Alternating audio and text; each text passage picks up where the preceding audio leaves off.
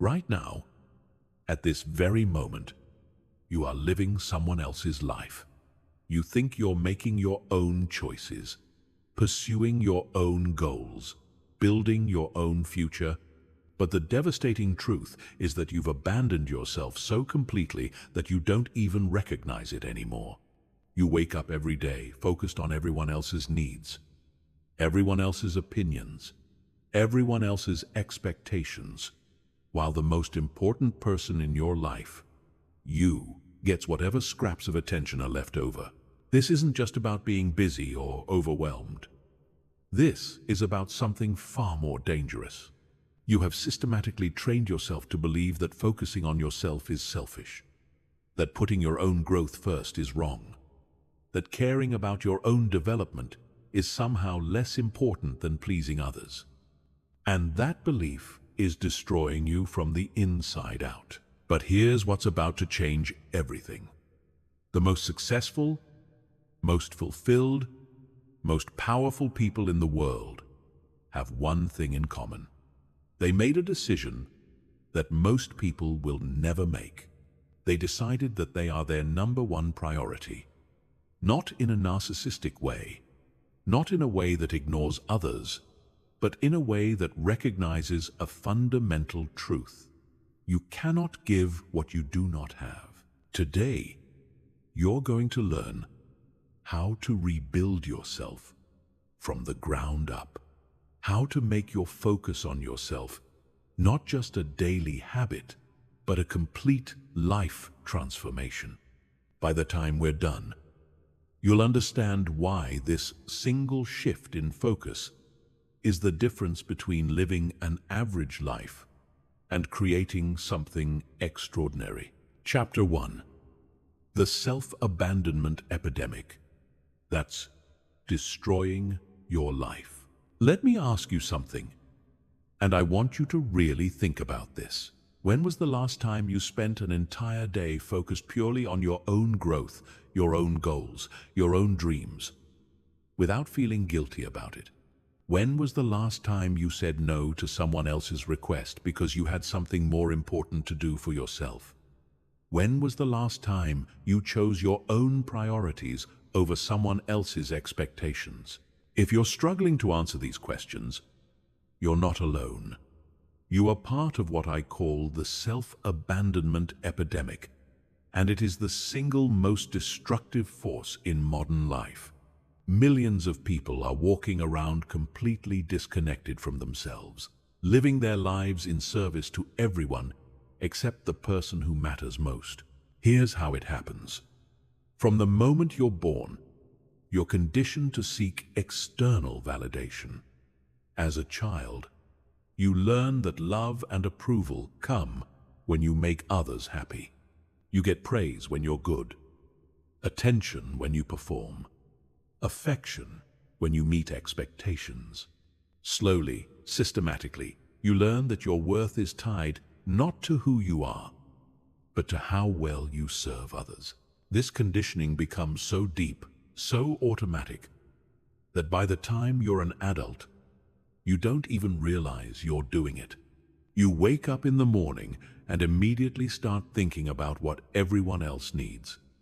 Your boss, your family, your friends, your social media followers. You structure your entire day around external demands, external deadlines, external expectations, and somewhere in the chaos of serving everyone else, you disappear. But here's the part that will shock you. This isn't just about time management or being overwhelmed. This is about identity destruction. When you constantly focus on everyone else, you literally lose touch with who you are. Your dreams become fuzzy. Your goals become unclear. Your sense of self becomes so diluted that you start defining yourself entirely by your relationships to others. You become someone's employee, someone's parent, someone's friend, but you stop being you. The psychological damage of this is devastating. When you abandon yourself, you create what psychologists call learned helplessness. You become so accustomed to reacting to external demands that you lose your ability to create from within. You stop trusting your own judgment. You stop believing in your own dreams. You start living your life on autopilot, going through the motions without any real sense of purpose or direction. And here's the cruelest part of all. The more you focus on everyone else, the less you have to give. When you neglect your own growth, your own health, your own development, you become a depleted version of yourself. You show up to relationships, to work, to life itself, running on empty. You think you're being generous by putting everyone else first. But in reality, you're cheating them out of the best version of yourself. This is why so many people feel stuck, frustrated, and unfulfilled despite working harder than ever.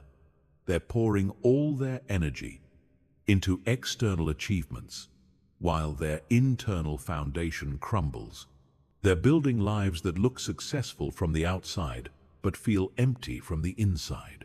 They're winning everyone else's approval while losing their own soul. The self-abandonment epidemic is not just a personal problem. It's a cultural disease that keeps people small, keeps them controllable, keeps them dependent on external validation instead of developing internal strength. And the only cure is to make a decision that will feel radical, uncomfortable, and completely against everything you've been taught. You must decide that you are your most important project. Chapter 2. The shocking science of self-focus and why your brain needs it to survive. Your brain is not designed to constantly focus on others.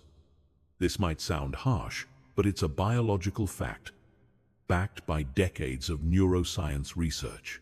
Your nervous system, your cognitive functions, your emotional regulation, all of these critical systems require regular self-focused attention to function properly. When you chronically neglect this need, you're not just being selfless, you're literally damaging your brain. Let me explain what happens neurologically when you abandon self-focus. Your brain has what scientists call the default mode network, a collection of brain regions that become active when you're not focused on external tasks. This network is responsible for self-reflection, processing experiences, consolidating memories, and planning for the future. It's essentially your brain's way of maintaining and updating your sense of self. When you constantly focus outward, constantly react to external demands, constantly prioritize others over yourself, you suppress this default mode network. You rob your brain of the downtime it needs to process, to integrate, to grow. The result is what researchers call continuous partial attention, a state where you're always slightly distracted, always slightly overwhelmed, always slightly disconnected from yourself. But here's where it gets really dangerous.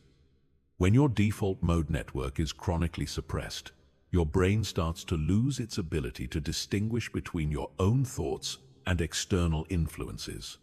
You become more susceptible to other people's emotions, other people's stress, other people's opinions. You start absorbing the energy around you instead of generating your own.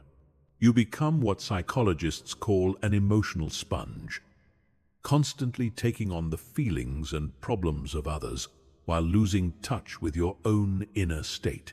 The research on this is absolutely clear. People who regularly engage in self-focused activities like meditation, journaling, or simply spending time alone show increased activity in the prefrontal cortex, the part of the brain responsible for executive function, decision-making, and self-control. They also show decreased activity in the amygdala, the brain's fear center, which means they're less reactive, less anxious, and more emotionally stable. On the other hand, people who chronically neglect self-focus show the opposite pattern.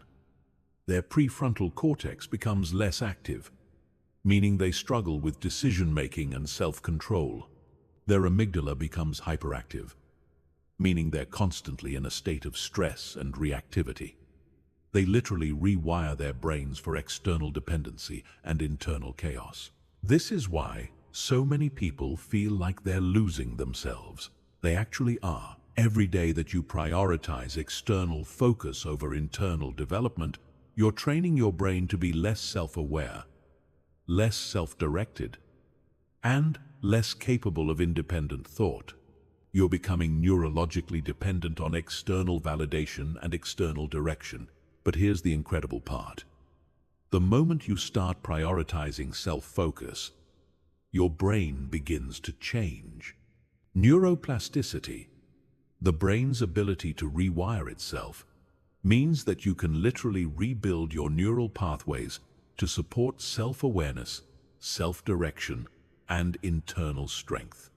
You can train your brain to be your ally instead of your enemy. Studies show that just 20 minutes of daily self-focused activity can begin to reverse years of self-abandonment. Your default mode network becomes more active. Your prefrontal cortex strengthens. Your amygdala calms down. You start thinking more clearly, feeling more stable, and making decisions from a place of internal wisdom rather than external pressure. This isn't just about feeling better. This is about cognitive enhancement. When you focus on yourself regularly, you literally become smarter, more creative, and more capable. Your brain operates at a higher level because it's no longer constantly overwhelmed by external demands.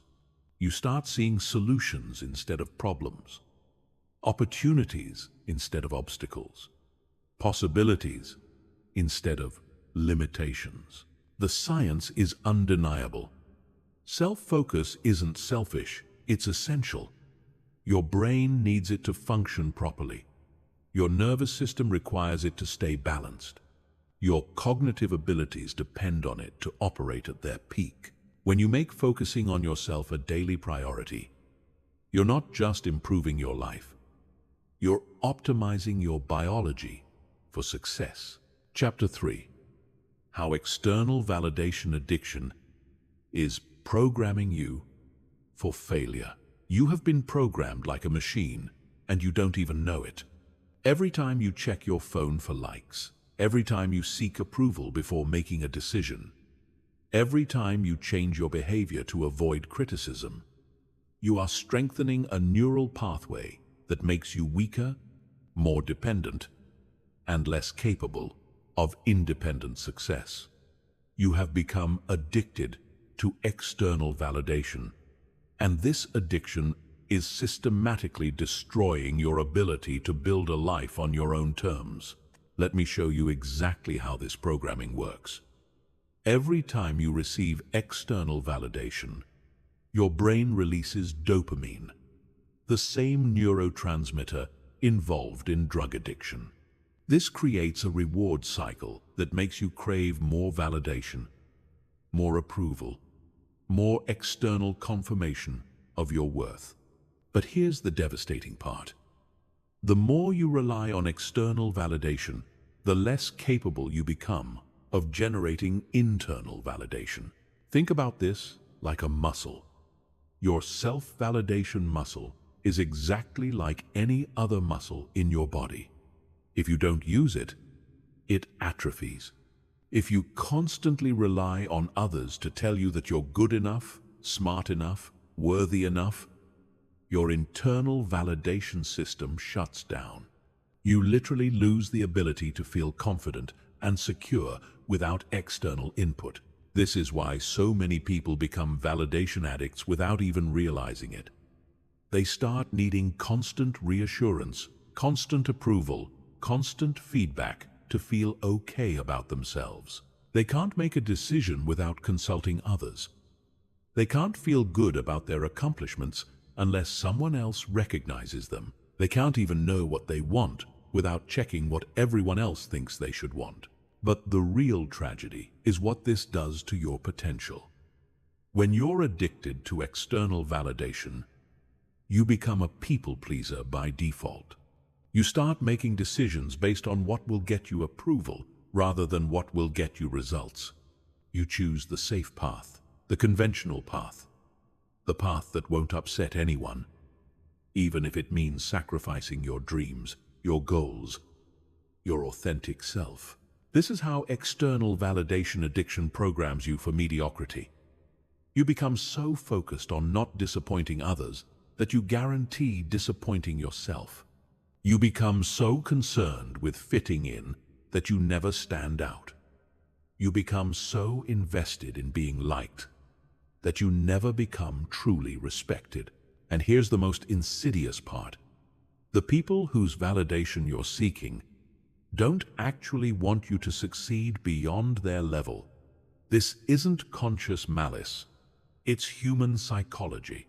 People are naturally threatened by others who outgrow them, who achieve more than them, who become more than they are. So when you constantly seek their approval, you're unconsciously asking for permission to stay small. Your family wants you to be successful, but not so successful that you become unrelatable. Your friends want you to grow, but not so much that you outgrow the friendship. Your colleagues want you to do well, but not so well that you make them look bad. When you make their approval your priority, you're essentially asking them to set the ceiling on your life. This is why the most successful people in the world are often misunderstood, criticized, or even rejected by the people around them.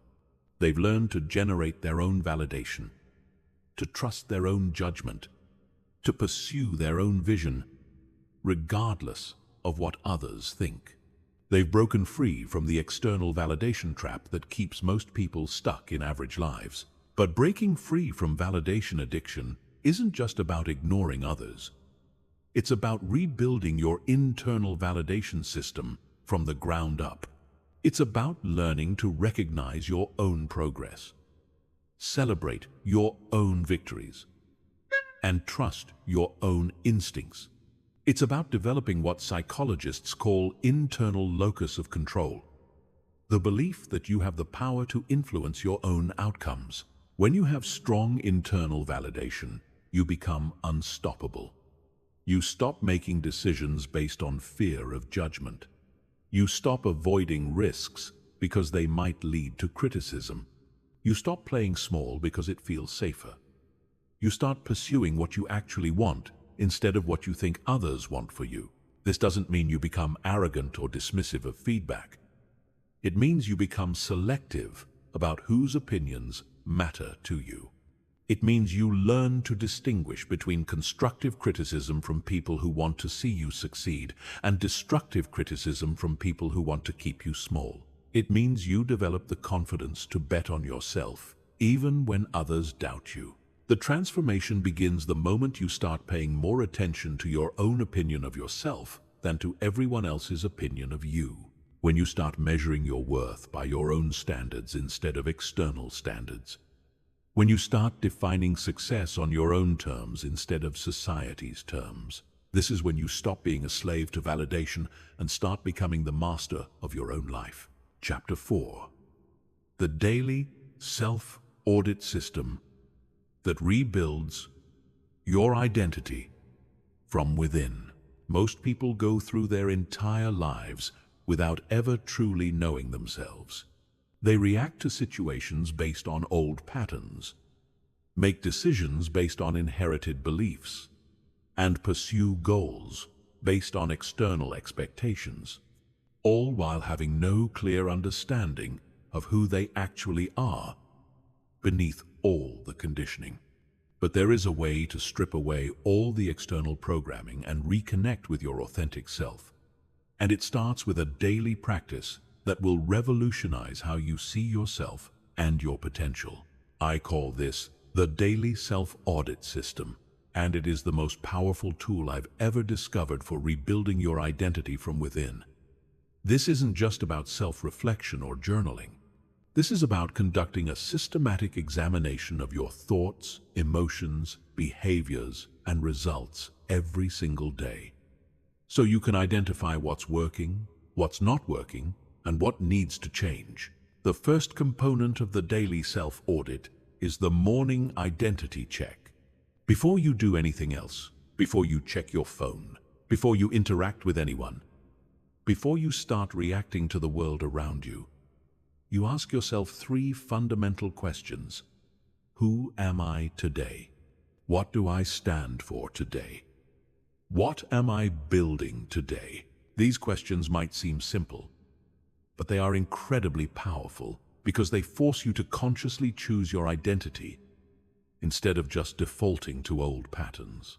Most people wake up and immediately slip into autopilot mode, becoming whoever they were yesterday, reacting the same way, making the same choices, following the same patterns. But when you start each day by consciously defining who you are, you take control of your identity instead of letting your identity control you. The second component is the hourly awareness pause. Every hour, on the hour, you stop whatever you're doing and ask yourself, am I acting in alignment with who I said I am this morning? Am I making choices that build the person I want to become? Or am I reverting to old patterns? This isn't about judging yourself or feeling guilty about misalignment.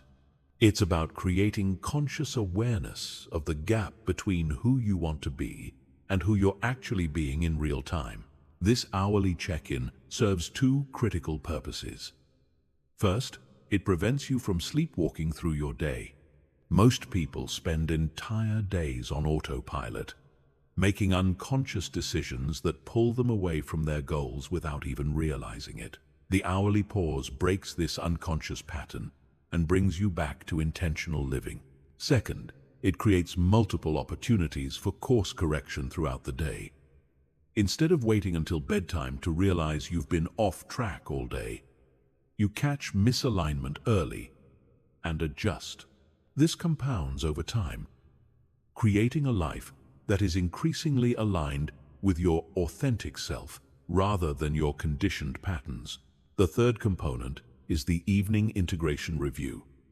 At the end of each day, you conduct a thorough examination of your thoughts, emotions, behaviors, and results. You ask yourself, what did I learn about myself today? What patterns did I notice? What triggered me, and why? What made me feel most alive and authentic? What felt forced or inauthentic? But here's what makes this different from regular journaling. You're not just recording what happened. You're analyzing the data to identify patterns and make strategic adjustments. You're treating yourself like a scientist studying the most important subject in the world. This evening review helps you understand your emotional patterns, your behavioral triggers, your energy cycles, and your authentic preferences. Over time, you start to see clear patterns that reveal who you really are beneath all the conditioning. You discover what truly motivates you versus what you think should motivate you.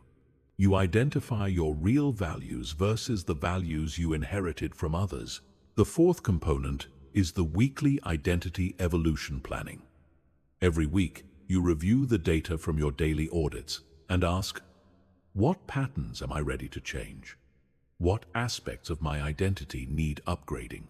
What new behaviors do I want to experiment with? This is where you consciously evolve your identity based on what you've learned about yourself. Most people change by accident, slowly drifting toward whoever they spend time with or whatever environment they're in. But when you have a systematic process for examining and evolving your identity, you change by design. You become who you choose to become, rather than who circumstances make you become. The fifth and most crucial component is the monthly authenticity assessment. Once a month, you conduct a deep examination of your entire life to assess how aligned you are with your authentic self. You ask, am I living according to my own values or someone else's? Are my goals actually my goals or goals I think I should have? Am I in relationships that support my authentic self or relationships that require me to be someone I'm not? This monthly assessment often reveals uncomfortable truths. You might realize that you've been pursuing a career that doesn't match your authentic interests. You might discover that you're in relationships that require you to suppress parts of yourself. You might find that you've been living according to expectations that were never really your own. But these uncomfortable realizations are the beginning of real transformation. You can't fix what you don't acknowledge. You can't change what you're not aware of.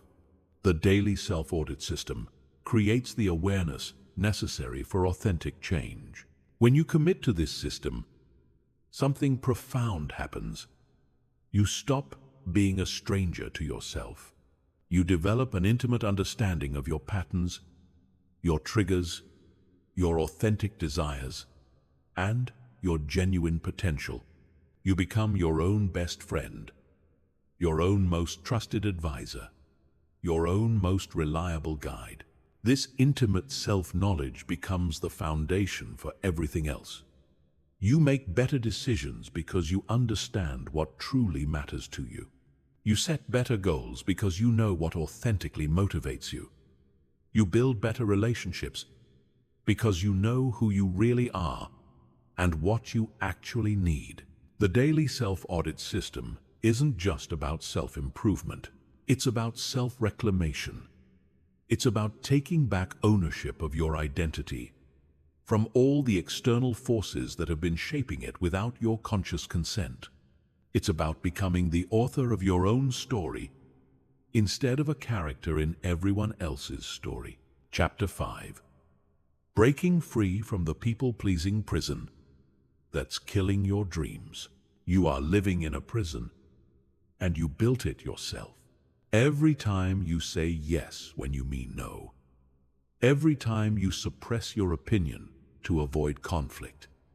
Every time you sacrifice your goals to make someone else comfortable, you are adding another bar to the cage that keeps you trapped in a life that isn't really yours. This prison is called people-pleasing, and it is the single most effective way to guarantee that you will never achieve your full potential. People-pleasing feels like kindness, but it's actually a form of self-violence. Every time you betray your authentic self to gain approval, you are teaching your subconscious mind that other people's comfort is more important than your own truth. You are programming yourself to believe that your wants, your needs, your dreams are less valuable than everyone else's. You are systematically erasing yourself to keep others happy. But here's what you need to understand about people-pleasing. It doesn't actually make people happy. It makes them comfortable. And there's a massive difference. When you constantly accommodate others, when you never challenge them, when you never express your authentic opinions or desires, you rob them of the opportunity to know the real you. You create relationships based on a false version of yourself, which means the love and approval you receive isn't actually for you, it's for the mask you wear. This creates a devastating psychological trap. The more you people please, the more isolated you feel, because no one actually knows who you really are. The approval you receive feels hollow because it's not based on your authentic self.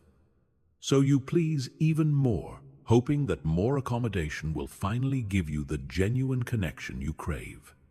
But it never does, because genuine connection requires authentic expression, and people-pleasing is the opposite of authentic expression. The roots of people-pleasing usually go back to childhood. Maybe you learned that love was conditional on being good, being quiet, being agreeable. Maybe you discovered that expressing your needs led to anger, disappointment, or withdrawal of affection. Maybe you grew up in an environment where keeping the peace was more important than speaking the truth. Whatever the origin, you developed a survival strategy that prioritizes other people's emotional comfort over your own authentic expression. But what worked as a survival strategy in childhood becomes a success prevention strategy in adulthood. The same behaviors that might have kept you safe as a child now keep you small as an adult. The same patterns that earned you approval when you were young now prevent you from achieving greatness when you're older. Here's the brutal truth about people-pleasing and success. You cannot please your way to the top. Every significant achievement, every breakthrough, every moment of real growth requires you to disappoint someone. It requires you to say no to good opportunities so you can say yes to great ones. It requires you to prioritize your vision over other people's expectations. It requires you to be willing to be misunderstood, criticized, or even rejected by people who want you to stay small. Think about anyone who has achieved something significant. They all have one thing in common. They were willing to disappoint people who wanted them to play it safe. They chose their own approval over everyone else's. They bet on their vision, even when others couldn't see it. They prioritized their growth over other people's comfort. But breaking free from people-pleasing isn't just about being selfish or inconsiderate. It's about recognizing that you have a responsibility to honor your authentic self. You have gifts, talents, perspectives, and contributions that the world needs, but only if you're willing to express them authentically. When you suppress your authentic self to please others, you're not just hurting yourself. You're depriving the world of what you have to offer. The first step in breaking free from people-pleasing is recognizing that you cannot control other people's emotions, and it's not your job to try. Other people's happiness, comfort, and emotional state are their responsibility, not yours. You can be kind, considerate, and respectful without being responsible for everyone's feelings. You can care about others without sacrificing yourself for them. The second step is learning to distinguish between healthy consideration and toxic accommodation. Healthy consideration means being aware of how your actions affect others and choosing to be respectful and kind when possible. Toxic accommodation means sacrificing your authentic self, your goals, or your well-being to avoid any possibility of disappointing or upsetting someone else. The third step is developing what I call strategic selfishness. This isn't about being cruel or inconsiderate. It's about recognizing that you must prioritize your own growth, health, and authentic expression if you want to show up as the best version of yourself for others. It's about understanding that you cannot give what you do not have, and you cannot have what you do not prioritize. Strategic selfishness means saying no to requests that don't align with your priorities. Even if saying no makes someone uncomfortable, it means expressing your authentic opinions, even if they differ from what others want to hear. It means pursuing your goals with intensity, even if your dedication makes others feel insecure about their own lack of commitment. The fourth step is building your tolerance for disapproval. Most people-pleasers have an extremely low tolerance for any form of disapproval, criticism, or conflict. They will go to extraordinary lengths to avoid making anyone upset, which means they live their entire lives within the narrow boundaries of what everyone else finds acceptable. But here's what you need to understand. Disapproval is not dangerous. Criticism is not catastrophic. Conflict is not the end of the world. These are just uncomfortable emotions. And emotions are temporary. The discomfort of disappointing someone passes, but the regret of not living authentically lasts forever.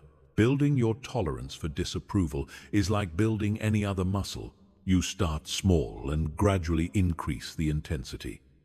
You practice expressing minor preferences that might not align with others.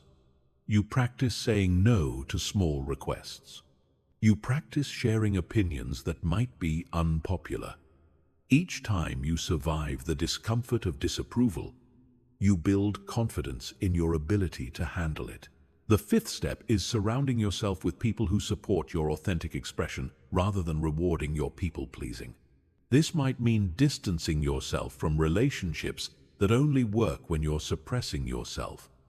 It might mean finding new communities that appreciate your genuine perspectives and contributions. It might mean being alone for a while as you transition from false connections to authentic ones. Breaking free from people-pleasing is not easy, but it is essential. Every day that you continue to sacrifice your authentic self for other people's comfort is a day that you move further away from your potential. Every time you choose approval over authenticity, you teach yourself that you are not worthy of love as you really are. But when you finally break free from the people-pleasing prison, when you start living from your authentic self rather than your accommodating self, everything changes. You attract people who appreciate the real you. You pursue goals that actually matter to you. You make decisions that align with your values rather than everyone else's expectations. You stop living someone else's life and start living your own. Chapter 6. Building unshakable internal validation systems that make you immune to criticism. You have been living your entire life as an emotional hostage to other people's opinions, and it's time to break free. Every criticism that devastates you, every piece of praise that makes you feel high, every sideways glance that makes you question yourself, is proof that you have outsourced your self-worth to people who have no business determining your value. But what if I told you that you could become completely immune to criticism while simultaneously becoming more open to genuine feedback? What if you could build an internal validation system so strong that other people's opinions become interesting data points rather than emotional earthquakes? This isn't about becoming arrogant or dismissive of feedback. This is about developing what psychologists call internal locus of evaluation. The ability to judge your own worth based on your own standards rather than external approval. When you have strong internal validation, you become emotionally invincible. Criticism can't destroy you because your sense of worth doesn't depend on other people's approval. Praise can't intoxicate you because you're not addicted to external validation. You become stable, centered, and unshakable, regardless of what anyone else thinks about you. But building internal validation isn't just about mindset. It requires a systematic approach to rewiring your emotional responses and rebuilding your relationship with yourself. The first component of building unshakable internal validation is developing what I call the internal scorecard system. This means creating your own metrics for success, progress, and worth that are completely independent of external recognition or approval. Most people measure their worth using other people's scorecards. They feel successful when others acknowledge their achievements. They feel valuable when others express appreciation. They feel confident when others give them compliments. But this external scorecard makes them emotionally dependent on things they cannot control. Other people's opinions are unreliable, inconsistent, and often have nothing to do with actual reality. Your internal scorecard system is based on metrics that you control completely. Did I act in alignment with my values today? Did I make progress toward my goals? Did I treat myself with respect and kindness? Did I learn something new about myself? Did I face a fear or overcome a challenge? These are the questions that determine your worth, not whether someone else noticed or approved. The second component is developing emotional independence through self-compassion. Most people are incredibly harsh with themselves, using internal criticism as motivation and beating themselves up for every mistake or shortcoming. But this internal harshness makes you desperate for external validation as relief from your own self-attack. You seek praise from others because you can't give it to yourself. You need approval from others because you constantly disapprove of yourself. Building internal validation requires learning to be your own best friend, your own biggest supporter, your own most compassionate ally. This doesn't mean becoming delusional about your flaws or avoiding self-improvement. It means treating yourself with the same kindness and understanding you would give to someone you love who was struggling with the same challenges. Self-compassion has three components: self-kindness instead of self-judgment, common humanity instead of isolation, and mindfulness instead of over-identification. Self-kindness means speaking to yourself the way you would speak to a dear friend who was going through difficulty. Common humanity means recognizing that struggle, failure, and imperfection are part of the human experience, not evidence that you're uniquely flawed. Mindfulness means observing your thoughts and emotions without being consumed by them. When you develop genuine self-compassion, you become less dependent on external validation because you're no longer desperately seeking relief from internal criticism. You can acknowledge your mistakes without your self-worth collapsing. You can recognize your flaws without feeling worthless. You can face challenges without needing others to reassure you that you're capable. The third component is building evidence-based self-confidence. Most people base their confidence on how they feel in the moment or what others think about them. But feelings are unreliable, and other people's opinions are often inaccurate. Evidence-based self-confidence is built on documented proof of your capabilities, growth, and achievements. This means keeping a detailed record of your progress, your wins, your growth, and your capabilities. Not for others to see, but for you to remember when doubt creeps in. When someone criticizes you, or when you start questioning yourself, you have concrete evidence of your abilities and progress that no one can take away from you. Your evidence file should include challenges you've overcome, skills you've developed, goals you've achieved, positive feedback from credible sources, times you've acted courageously, moments when you've helped others, instances of personal growth, and examples of your unique strengths and abilities. This isn't about ego or arrogance. It's about having an accurate, balanced view of your capabilities based on real evidence rather than distorted perceptions. The fourth component is developing selective receptivity to feedback. This doesn't mean ignoring all criticism or dismissing all feedback. It means becoming highly selective about whose opinions you allow to influence your self-perception. Not all feedback is created equal. Not all critics are worth listening to. Not all praise is meaningful. Selective receptivity means evaluating feedback based on three criteria: the credibility of the source, the accuracy of the information, and the helpfulness of the insight. Credible sources are people who have achieved what you want to achieve, who understand your field or situation, who care about your growth, and who have demonstrated good judgment. Accurate information is specific, actionable, and based on observable behavior rather than character attacks or generalizations. Helpful insights move you closer to your goals rather than just making you feel bad or good. When feedback meets all three criteria, you listen carefully and integrate what serves you. When feedback fails these tests, you acknowledge it politely, but don't let it affect your self-perception. This isn't about being defensive or closed-minded. It's about being strategic and protective of your mental and emotional energy. The fifth component is practicing controlled exposure to disapproval.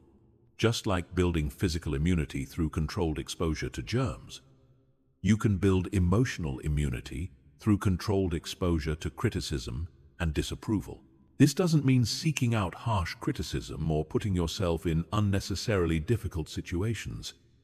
It means gradually expanding your comfort zone around disapproval so it loses its power over you. Start by expressing minor preferences that might not align with others. Share opinions that might be slightly unpopular. Make choices that prioritize your needs, even if others might be disappointed. Each time you survive the discomfort of disapproval without your world ending, you build evidence that disapproval isn't dangerous. The goal isn't to become callous or insensitive. The goal is to become free from the emotional tyranny of other people's opinions, so you can make decisions based on wisdom rather than fear.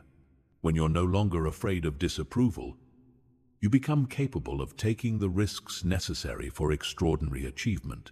Building unshakable internal validation is one of the most powerful things you can do for yourself, because it affects every area of your life. When you're not dependent on external approval, you make better decisions. You take bigger risks. You speak your truth. You pursue your authentic goals. You become the person you are meant to be, rather than the person others want you to be. This transformation doesn't happen overnight, but it happens consistently when you commit to the process. Every day that you practice internal validation, you become a little more free from the emotional prison of other people's opinions. Every day that you choose self-compassion over self-criticism, you become a little more stable and centered. Every day that you build evidence of your capabilities, you become a little more confident and unshakable. Chapter 7.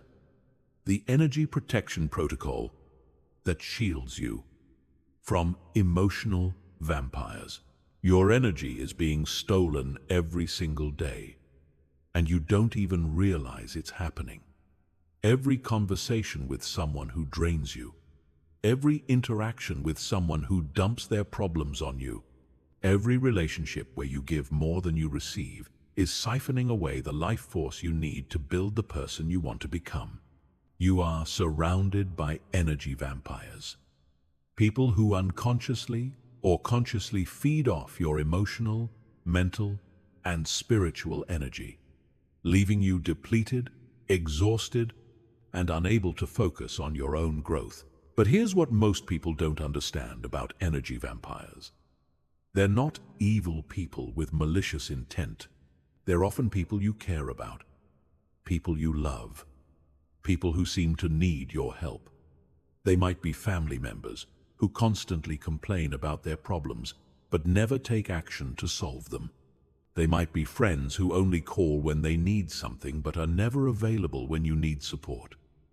They might be colleagues who dump their stress and negativity on you every day. The problem isn't that these people are inherently bad. The problem is that you haven't learned to protect your energy. You haven't established boundaries that preserve your emotional and mental resources for your own growth and well-being. You've been taught that being a good person means being available to everyone, helping everyone, supporting everyone, regardless of the cost to yourself. But this is a lie that keeps you weak, depleted, and unable to reach your potential. You cannot pour from an empty cup. You cannot help others if you haven't helped yourself first.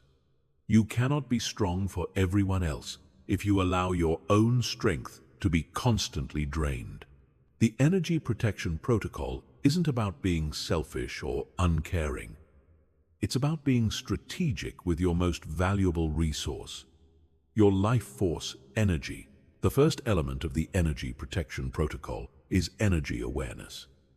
Most people go through their entire lives completely unconscious of their energy levels and what affects them. They don't notice that certain people consistently leave them feeling drained. They don't recognize that certain environments sap their vitality. They don't realize that certain activities energize them while others deplete them. Energy awareness means paying conscious attention to how you feel before, during, and after interactions with different people. It means noticing which environments make you feel alive and which ones make you feel heavy. It means tracking which activities give you energy and which ones take energy away. This isn't about judging people or situations as good or bad. It's about gathering data so you can make informed decisions about how to spend your energy.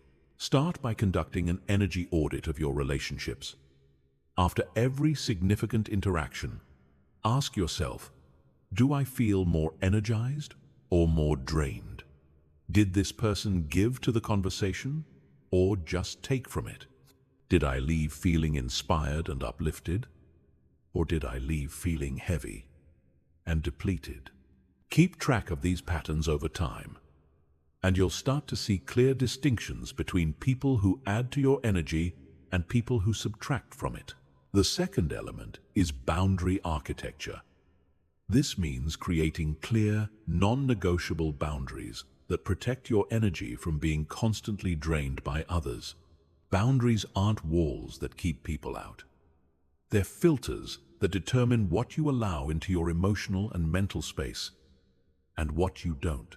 Energy boundaries include time boundaries that limit how much time you spend with energy drains, topic boundaries that prevent certain conversations from dominating your interactions, emotional boundaries that prevent you from taking on other people's feelings as your own, physical boundaries that protect your personal space and comfort, digital boundaries that control when and how people can access you through technology.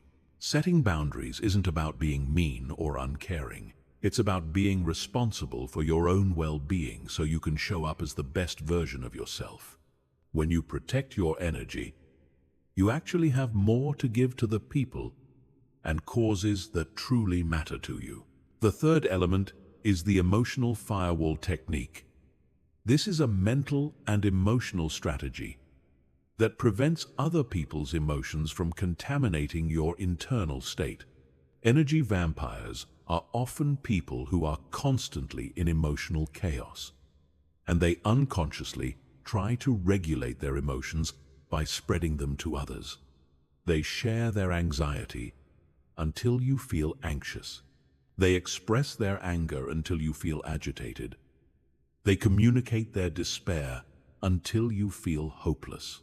The emotional firewall technique involves consciously separating your emotions from other people's emotions. Before entering any interaction, especially with known energy drains, you consciously remind yourself, their emotions are their emotions, not mine. Their problems are their problems, not mine. Their chaos is their chaos, not mine. I can be compassionate without absorbing their emotional state. During the interaction, you practice what psychologists call emotional differentiation. You acknowledge their feelings without making them your feelings. You offer support without taking responsibility for their emotional state. You maintain your center while allowing them to express theirs. This isn't about being cold or disconnected. It's about maintaining healthy emotional boundaries so you can actually be helpful rather than just becoming another person drowning in their chaos. The fourth element is strategic unavailability. This means being intentionally unavailable for energy-draining interactions so you can be available for energy-giving activities. Most people are available to everyone all the time, which means they're constantly interrupted, constantly responding to other people's needs, constantly giving their energy away to whoever demands it loudest. Strategic unavailability means creating protected time for your own growth, your own goals, your own restoration. This might mean turning off your phone during certain hours. It might mean not responding to messages immediately. It might mean saying no to social invitations that don't serve your energy or goals. It might mean being less accessible to people who consistently drain your energy. This isn't about being rude or irresponsible.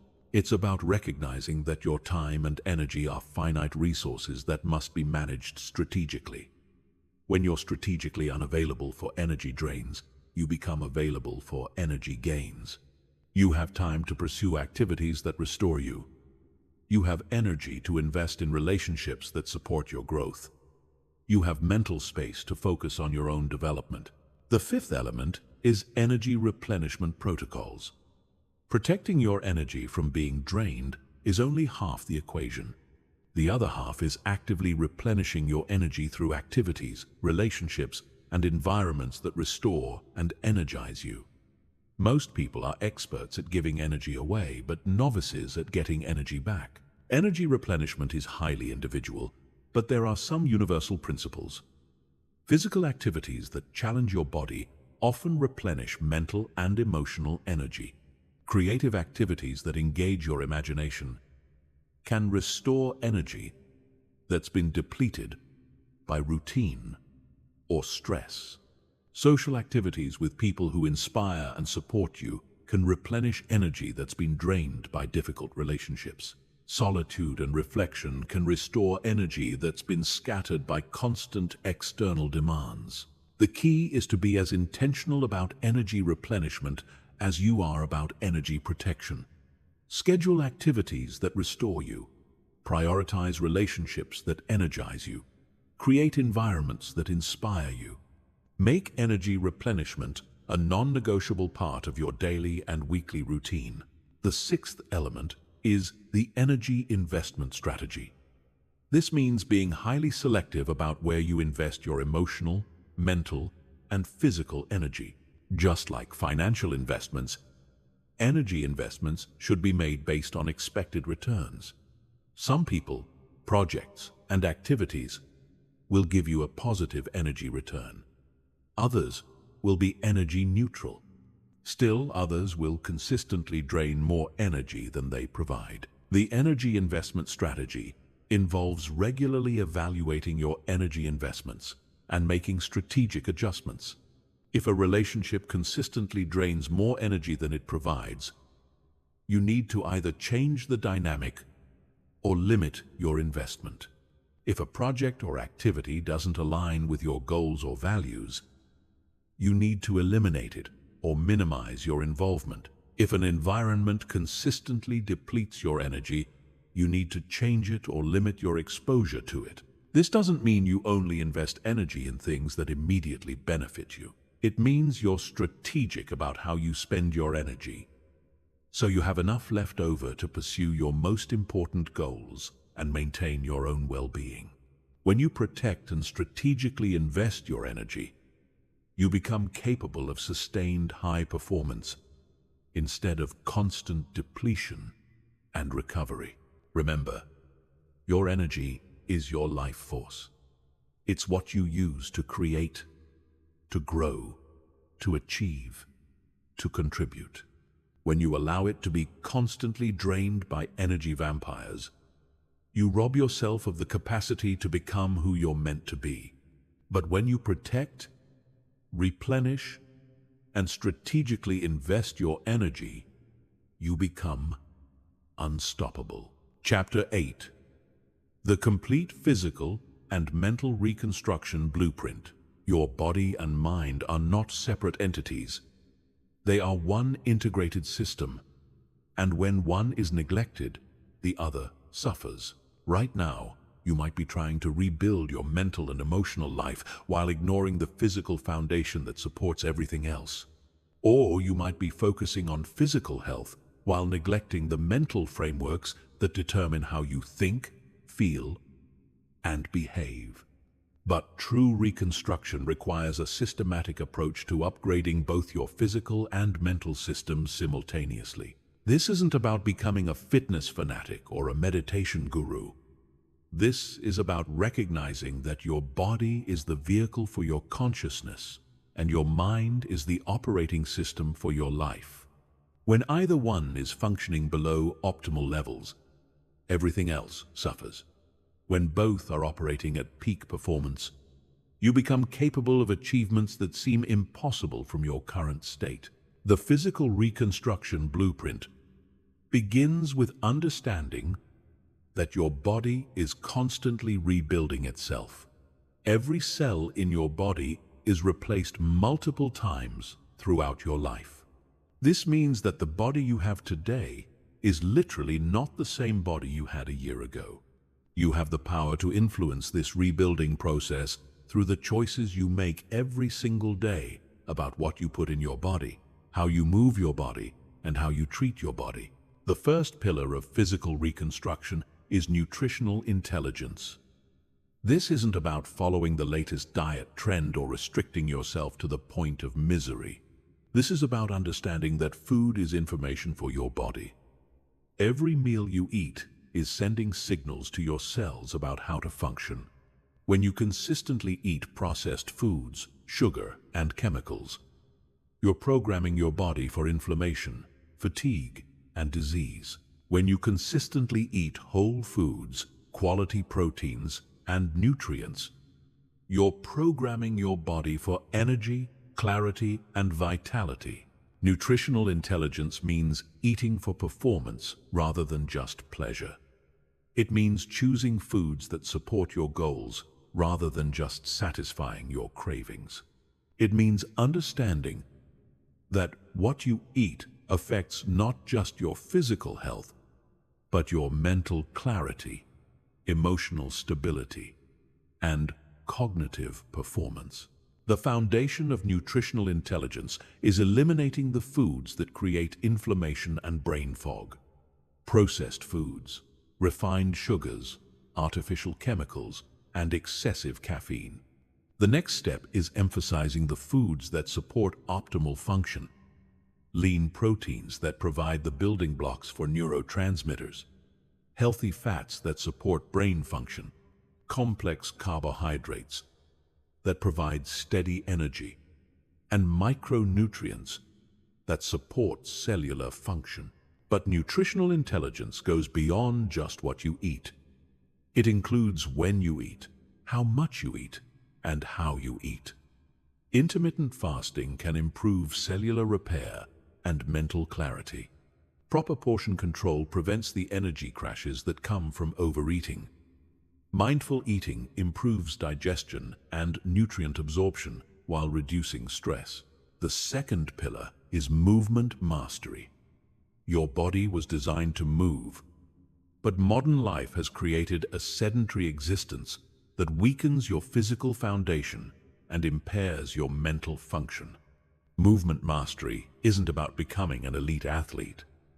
It's about using movement as a tool for physical and mental optimization. Movement mastery has 4 components. Cardiovascular conditioning that improves blood flow to the brain and increases energy production. Strength training that builds physical resilience and mental toughness. Flexibility work that reduces tension and improves recovery. And daily movement that counteracts the effects of sedentary behavior. Cardiovascular exercise isn't just about physical fitness. It's about brain health. When you engage in regular cardio exercise, you increase the production of brain-derived neurotrophic factor, a protein that supports the growth of new brain cells and protects existing ones. You improve blood flow to the brain, which enhances cognitive function. You increase the production of endorphins and other mood-regulating chemicals. Strength training isn't just about building muscle. It's about building mental resilience. When you regularly challenge your body with resistance training, you develop the mental toughness to push through discomfort and achieve difficult goals. You learn to embrace challenge rather than avoid it. You build confidence in your ability to overcome obstacles. Flexibility and recovery work isn't just about preventing injury. It's about managing stress and improving sleep quality.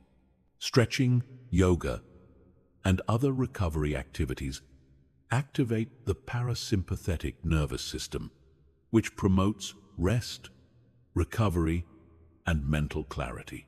The third pillar is sleep optimization. Sleep isn't a luxury or a sign of laziness. It's a biological necessity for physical and mental reconstruction. During sleep, your body repairs damaged tissues, consolidates memories, and produces hormones necessary for growth and recovery. When you consistently get poor quality or insufficient sleep, you impair every aspect of your physical and mental function. Sleep optimization involves creating consistent sleep and wake times that align with your natural circadian rhythms, creating an environment that supports deep, restorative sleep, eliminating habits and substances that interfere with sleep quality, and developing bedtime routines that prepare your body and mind for rest. This means avoiding screens for at least an hour before bed, because blue light suppresses melatonin production. It means keeping your bedroom cool, dark, and quiet to support deep sleep. It means avoiding caffeine, alcohol, and large meals close to bedtime. It means developing relaxing bedtime rituals that signal to your body that it's time to rest. The Mental Reconstruction Blueprint focuses on upgrading the software that runs your life. Your thoughts, beliefs, habits, and mental frameworks. Just like physical reconstruction, mental reconstruction requires systematic attention to the inputs and processes that shape your mental state. The first pillar of mental reconstruction is cognitive hygiene. This means being as careful about what you put in your mind as you are about what you put in your body. Your brain is constantly processing information, and the quality of that information affects the quality of your thinking. When you constantly consume negative news, toxic social media, and low-quality entertainment, you're programming your mind for negativity, distraction, and mental weakness. Cognitive hygiene involves being highly selective about the information you consume, prioritizing inputs that educate, inspire, and challenge you to grow, limiting exposure to information that promotes fear, negativity, or distraction, and regularly engaging in activities that strengthen your mental faculties. This means curating your social media feeds to include only content that supports your growth. It means reading books that challenge your thinking and expand your knowledge. It means listening to podcasts and watching videos that educate and inspire rather than just entertain. It means having conversations with people who stimulate your mind rather than drain your energy. The second pillar is mental training through deliberate practice. Just like physical muscles, mental muscles need to be exercised regularly to stay strong. Mental training involves practicing specific cognitive skills like focus, memory, problem-solving, and emotional regulation. Meditation is one of the most powerful forms of mental training because it develops your ability to focus your attention, observe your thoughts without being controlled by them, and remain calm under pressure. But mental training also includes reading challenging material that expands your thinking, learning new skills that create new neural pathways, and engaging in activities that require sustained mental effort. The third pillar is belief system reconstruction. Your beliefs are the operating system of your mind. They determine what you think is possible, what you think you deserve, and what actions you think are worth taking. When you have limiting beliefs, you limit your potential. When you have empowering beliefs, you expand your potential. Belief system reconstruction involves identifying beliefs that limit your potential, examining the evidence for and against these beliefs, and consciously choosing beliefs that support your growth and goals. This isn't about positive thinking or denying reality. It's about choosing beliefs that are both accurate and empowering. The integration of physical and mental reconstruction creates a compound effect that transforms every aspect of your life. When your body is strong and healthy, your mind functions better. When your mind is clear and focused, you make better decisions about your physical health. When both systems are optimized, you become capable of sustained high performance in every area of your life. Chapter 9. Mastering the internal resistance that sabotages your progress. There is a force inside you that is more dangerous than any external enemy, more destructive than any criticism, and more limiting than any circumstance. This force has been sabotaging your progress since the day you decided to change, and it will continue to sabotage your progress until you learn to recognize it, understand it, and master it. This force is called internal resistance, and it is the reason why most people start strong but fade quickly, why they have great intentions but poor follow-through, why they know what to do but don't do what they know. Internal resistance isn't weakness or lack of willpower. It's a sophisticated psychological defense mechanism that your mind uses to keep you safe from perceived threats. The problem is that your mind perceives growth, change, and improvement as threats to your survival. Your subconscious is wired to keep you in familiar territory, even if that territory is limiting, painful, or self-destructive. It would rather keep you safe and small than allow you to risk failure, rejection, or the unknown consequences of becoming more than you currently are. This is why change feels so difficult, even when you want it desperately. This is why you procrastinate on the very activities that would improve your life. This is why you find yourself making excuses, creating distractions, and engaging in self-sabotage just when you're starting to make progress. Your conscious mind wants to change, but your subconscious mind is fighting to keep everything the same. Understanding internal resistance is the key to overcoming it. When you recognize resistance as a natural psychological process rather than evidence of your inadequacy, you can work with it instead of being defeated by it. When you understand the specific forms that resistance takes, you can anticipate and neutralize them before they derail your progress.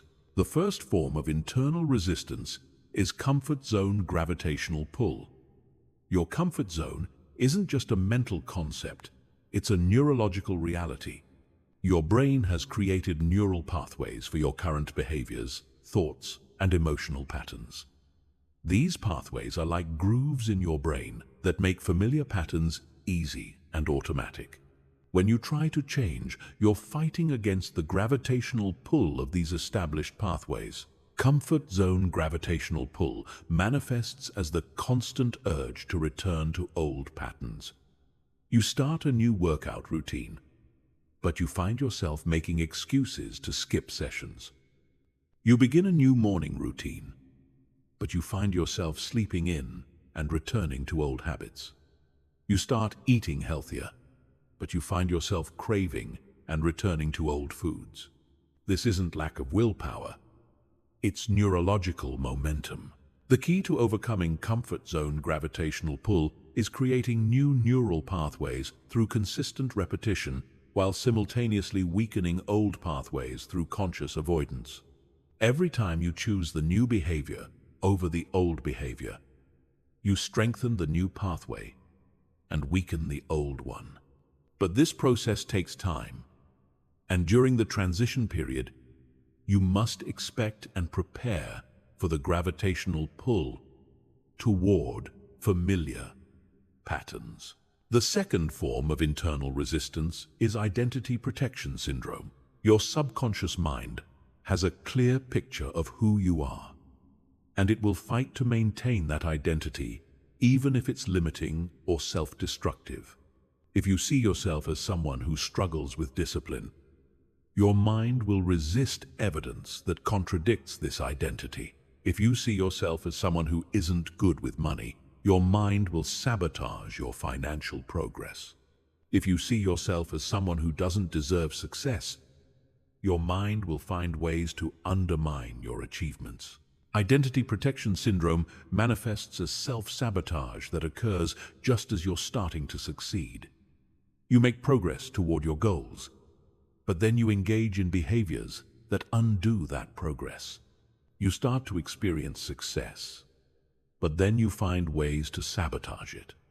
You begin to receive recognition, but then you do something to damage your reputation. This isn't conscious self-destruction, it's unconscious identity protection. The solution to identity protection syndrome is identity evolution through consistent action. Instead of trying to change your identity through thinking or affirmations alone, you change your identity through behavior. You act as the person you want to become until your subconscious accepts this new identity as real. Every time you act in alignment with your desired identity, you provide evidence that contradicts your old self-concept. The third form of internal resistance is perfectionism paralysis. This is your mind's strategy to prevent you from taking action by setting impossible standards that guarantee failure or inaction. Your mind tells you that if you can't do something perfectly, you shouldn't do it at all. If you can't guarantee success, you shouldn't take the risk. If you can't control all the variables, you shouldn't start. Perfectionism paralysis manifests as endless preparation without execution, constant research without implementation, and analysis paralysis that prevents decision-making. You spend months planning the perfect workout routine but never actually work out. You research the perfect business strategy but never actually start the business. You design the perfect life plan but never actually take the first step. The antidote to perfectionism paralysis is embracing what I call strategic imperfection. This means taking action before you feel ready, starting before you have all the answers, and improving as you go, rather than waiting for perfect conditions. Strategic imperfection recognizes that progress is more important than perfection, and that done is better than perfect. The fourth form of internal resistance is fear-based forecasting. This is your mind's tendency to imagine all the ways that change could go wrong, all the negative consequences that could result from growth, and all the reasons why staying the same is safer than taking risks. Your mind creates elaborate disaster scenarios to justify avoiding action. Fear-based forecasting manifests as catastrophic thinking about potential outcomes, obsessive focus on everything that could go wrong, and paralysis caused by imaginary future problems. You want to start a business, but your mind focuses on all the ways it could fail. You want to improve your health, but your mind imagines all the ways you could get injured. You want to build relationships, but your mind focuses on all the ways you could be rejected. The solution to fear-based forecasting is reality-based assessment combined with worst-case scenario planning. Instead of letting your mind run wild with imaginary disasters, you conduct a realistic assessment of actual risks and create concrete plans for handling challenging situations.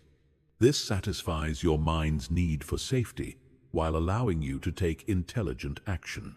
The fifth form of internal resistance is energy conservation mode. Your brain is wired to conserve energy whenever possible, and change requires energy.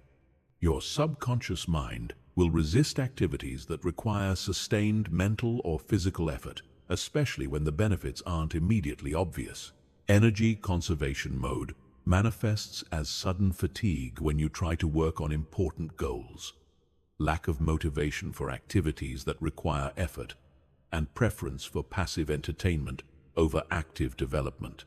You feel energized when you're avoiding important tasks, but you feel tired when you try to work on meaningful projects. The solution to energy conservation mode is energy management through strategic rest and recovery, combined with momentum building through small wins. You work with your natural energy cycles rather than against them, and you build momentum through consistent small actions rather than sporadic large efforts. Mastering internal resistance requires understanding that it's not the enemy, it's a misguided protector. Your resistance is trying to keep you safe, but its definition of safety is keeping you small. When you recognize resistance as a natural part of the growth process, you can work with it instead of being defeated by it. When you understand the specific forms resistance takes, you can anticipate and neutralize them before they sabotage your progress. The key is developing what I call resistance resilience, the ability to feel resistance without being stopped by it. You acknowledge the resistance, understand why it's there, and then take action anyway. You don't wait for the resistance to disappear, because it never will completely. You learn to act in the presence of resistance, and eventually, the new behaviors become automatic, and the resistance fades. Chapter 10. The Advanced Self-Focus Strategies that separate winners from everyone else. You've learned the fundamentals of rebuilding yourself through self-focus. But now it's time to understand the advanced strategies that separate the top 1% from everyone else. These aren't just additional techniques to add to your toolkit. These are the sophisticated psychological and strategic approaches that create exponential rather than linear growth. These are the methods that transform self-focus from a personal development practice into a competitive advantage that makes you virtually unstoppable.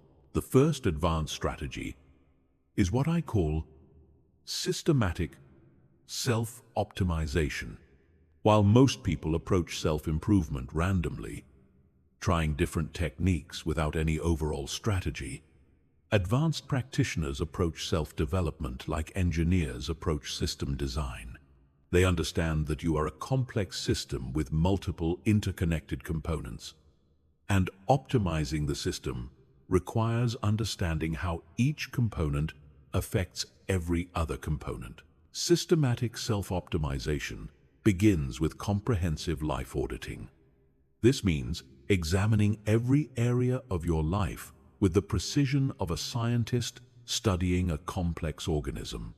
You analyze your physical health, mental clarity, emotional stability, relationships, career, finances, environment, habits, beliefs, and goals not as separate elements but as interconnected parts of a whole system. The key insight is that optimization in one area creates cascading improvements in other areas, while problems in one area create cascading problems throughout the system. When you improve your physical health, your mental clarity improves, which improves your decision-making, which improves your career performance, which improves your financial situation, which reduces stress, which improves your relationships.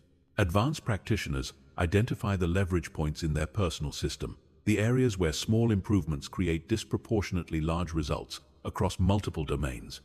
They focus their energy on these high-leverage improvements rather than spreading their efforts across many low-impact activities. The second advanced strategy is temporal self-management. This goes far beyond traditional time management to include managing your relationship with time itself. Advanced practitioners understand that you exist across multiple time horizons simultaneously. Your immediate moment, your daily rhythms, your weekly cycles, your monthly patterns, your yearly trajectories, and your lifetime arc. Temporal self-management involves aligning your actions across all time horizons so that your immediate choices support your daily goals.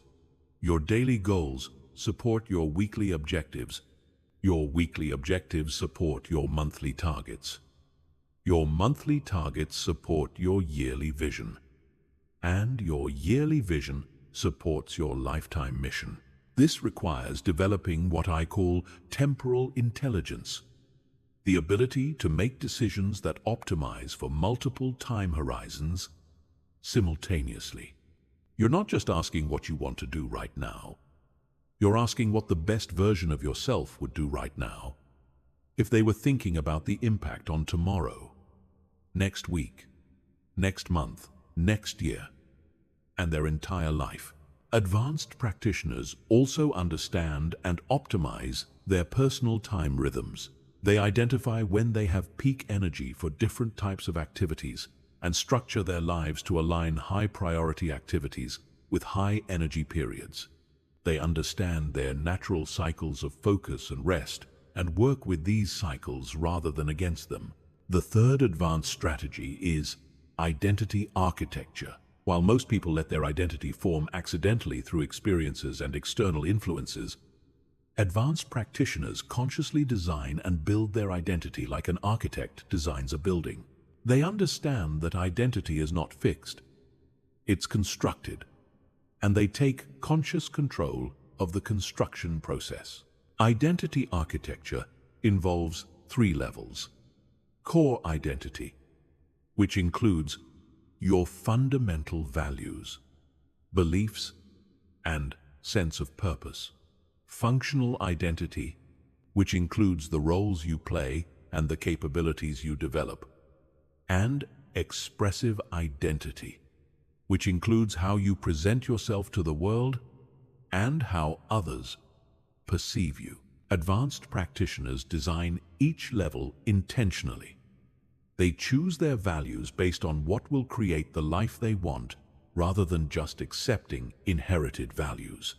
They develop capabilities that align with their goals, rather than just developing whatever opportunities present themselves. They craft their personal brand and reputation strategically, rather than just hoping others see them positively. The key to identity architecture is understanding that you can be multiple versions of yourself and consciously choosing which version to express in different contexts.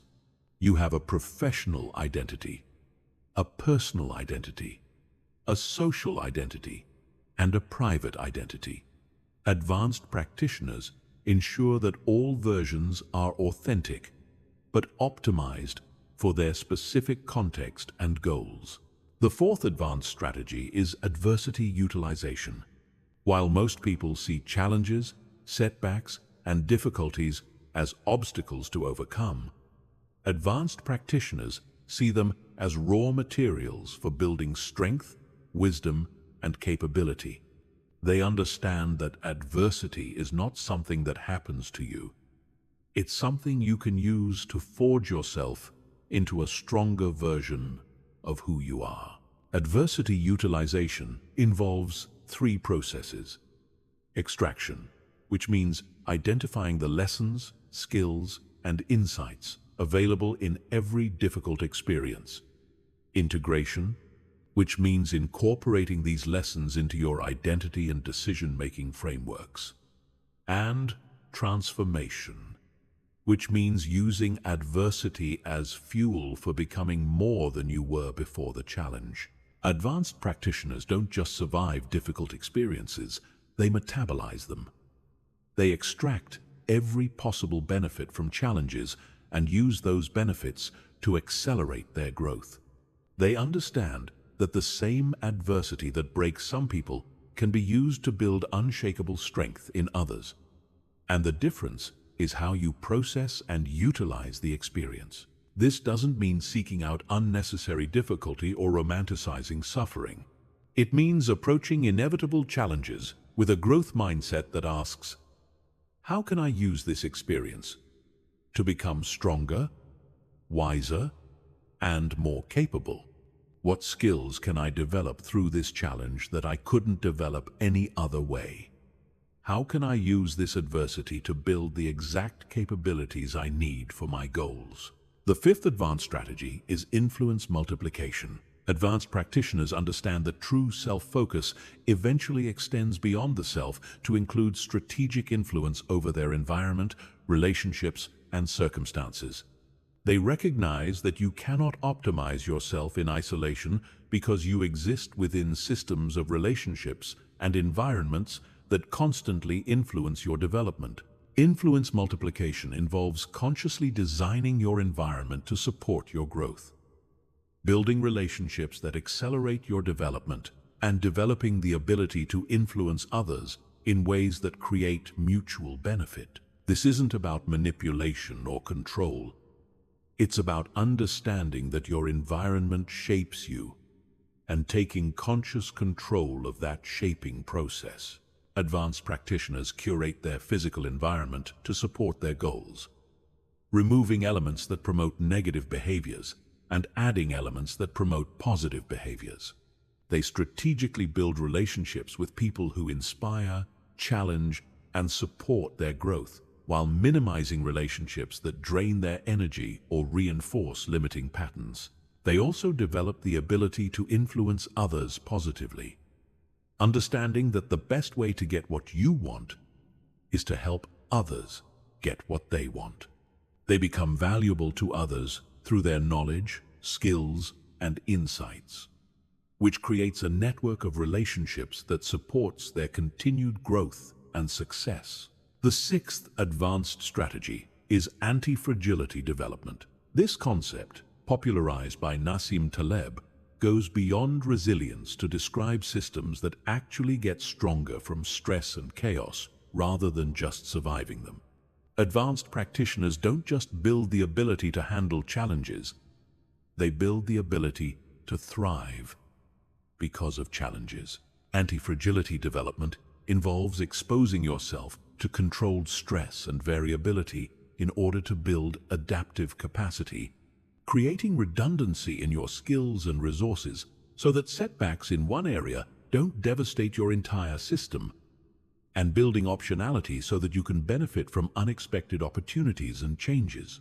This means deliberately putting yourself in slightly uncomfortable situations that require growth. It means developing multiple income streams, multiple skill sets, and multiple social networks so that you're not dependent on any single source of security. It means positioning yourself to benefit from change and uncertainty rather than just protecting yourself from them.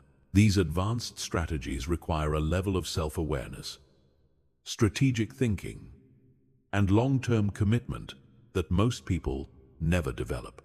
But when you master them, you don't just improve your life incrementally, you transform it exponentially. You become someone who doesn't just achieve goals, but consistently exceeds your own expectations. You become someone who doesn't just adapt to change, but thrives because of change. The difference between average self-focus and advanced self-focus is the difference between self-improvement and self-mastery.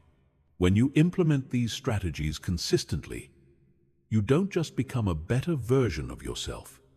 You become a fundamentally different kind of person. You become someone who operates at a level that seems impossible from where you are now, but becomes inevitable when you apply these principles systematically over time. Chapter 11. The Momentum Multiplication System that compounds your growth exponentially. Most people experience growth in waves. They make progress for a while, then plateau. They break through to a new level, then stagnate. They achieve some goals, then lose momentum. This cycle of progress and regression keeps them trapped in a pattern of starting over, making some headway, falling back, and starting over again. But there is a way to break free from this cycle and create momentum that builds on itself, compounds over time, and accelerates your growth exponentially rather than linearly. The secret is understanding that momentum is not just about doing more or working harder. Momentum is about creating systems and strategies that make each success easier to achieve than the last. It's about building a foundation where your wins create more wins, where your progress creates more progress, where your growth creates more growth. This is the difference between people who achieve temporary success and people who create lasting transformation. The momentum multiplication system is based on 5 core principles that work together to create compound growth. When you understand and implement these principles, you don't just improve gradually over time. You improve at an accelerating rate that creates exponential transformation. The first principle is progression stacking. This means structuring your goals and activities so that each achievement builds directly on the previous achievement, creating a stack of capabilities that make the next level easier to reach. Most people set random, disconnected goals that don't reinforce each other. They want to get fit and learn a new skill and improve their relationships and advance their career, but they treat these as separate objectives that compete for their time and energy. Progression stacking involves identifying the core capabilities that support multiple areas of your life and building those capabilities in a sequence that makes each subsequent goal easier to achieve. For example, developing discipline through a morning routine creates the foundation for fitness goals. Achieving fitness goals builds the confidence and energy needed for career advancement. Career advancement provides the resources and credibility needed for relationship improvements. When you stack your progressions this way, each win doesn't just achieve a specific goal. It creates the foundation for multiple future wins. You're not just checking items off a list. You're building a system of interconnected capabilities that make continued growth inevitable. The second principle is compound skill development. Instead of learning random skills based on immediate interests or opportunities, you strategically develop skills that multiply the value of other skills. Some skills are force multipliers that enhance everything else you do. Communication skills make you better at every relationship and every professional situation. Critical thinking skills improve your decision-making in every area of life. Emotional regulation skills enhance your performance in every challenging situation. Compound skill development means identifying the meta skills that improve your ability to develop other skills and prioritizing those meta skills in your learning strategy. When you develop the skill of learning itself, every other skill becomes easier to acquire. When you develop the skill of habit formation, every positive behavior becomes easier to implement. When you develop the skill of mental focus, every cognitive task becomes more efficient. The key is understanding that some skills have linear benefits, while others have exponential benefits.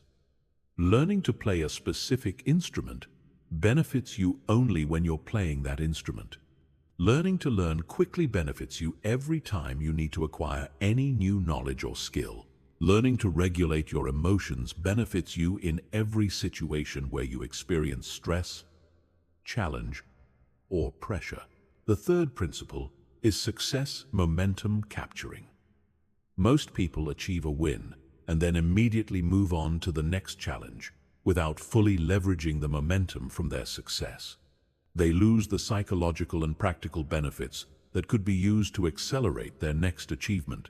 Success momentum capturing involves maximizing the psychological, social, and practical leverage that comes from each win. Psychologically, success creates confidence, which makes you more willing to take risks and more likely to persist through challenges. But this confidence boost is temporary unless you consciously reinforce it. Success momentum capturing means immediately using the confidence from one win to tackle the next challenge, while the positive emotions are still strong. Socially, success creates credibility and opportunities. People notice when you achieve something meaningful, and this attention opens doors that weren't available before. Success momentum capturing means strategically leveraging this increased credibility to create new opportunities, build valuable relationships, and gain access to resources that can accelerate your next goals. Practically, success often creates resources, money, skills, connections, knowledge, or tools that can be used to achieve future goals more easily. Success momentum capturing means immediately identifying and deploying these resources toward your next objectives, rather than letting them sit unused or get absorbed into lifestyle inflation. The fourth principle is failure fast-forward processing. Most people see failure as momentum-stopping events that require recovery time and emotional processing before they can move forward. But advanced practitioners understand that failure is actually compressed learning that can accelerate growth if processed correctly. The key is developing the ability to extract maximum value from failures quickly and use that value to improve your next attempt immediately. Failure fast-forward processing involves 3 steps. Rapid analysis, which means quickly identifying the specific factors that contributed to the failure without getting lost in emotional reactions. Insight extraction, which means isolating the lessons, skills, and knowledge that can be gained from the experience. And immediate implementation, which means applying these insights to your next attempt as quickly as possible. When you master failure fast-forward processing, failures become momentum accelerators rather than momentum killers. Each setback provides information that makes your next attempt more likely to succeed. Each mistake builds capabilities that make future challenges easier to handle. Each failure becomes a stepping stone rather than a stumbling block. The 5th principle is environment momentum design. Your environment constantly influences your behavior, either supporting your growth or hindering it. Most people adapt themselves to their environment, but advanced practitioners design their environment to support their momentum. This includes your physical environment, your social environment, your information environment, and your daily routine environment. Environment momentum design means structuring your surroundings so that positive behaviors are easy and automatic, while negative behaviors are difficult and inconvenient.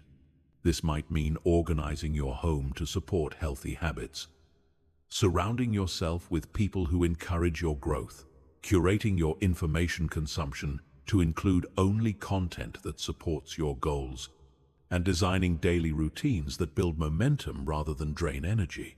The key insight is that willpower is finite, but environmental design is infinite.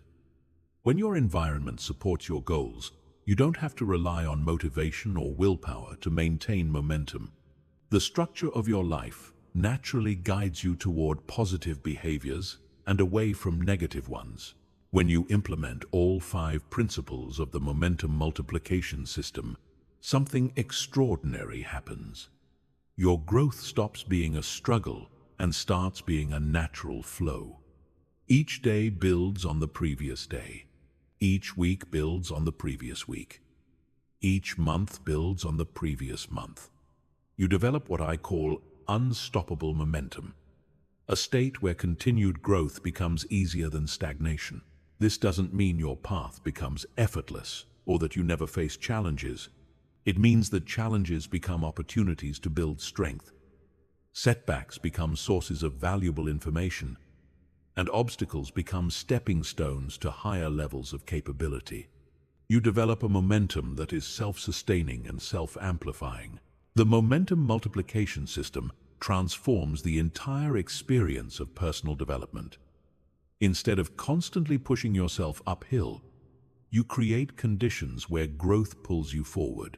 Instead of fighting against resistance, you build momentum that overwhelms resistance. Instead of struggling to maintain progress, you create systems where progress maintains itself. Chapter 12. Creating your personal operating system that runs your life automatically.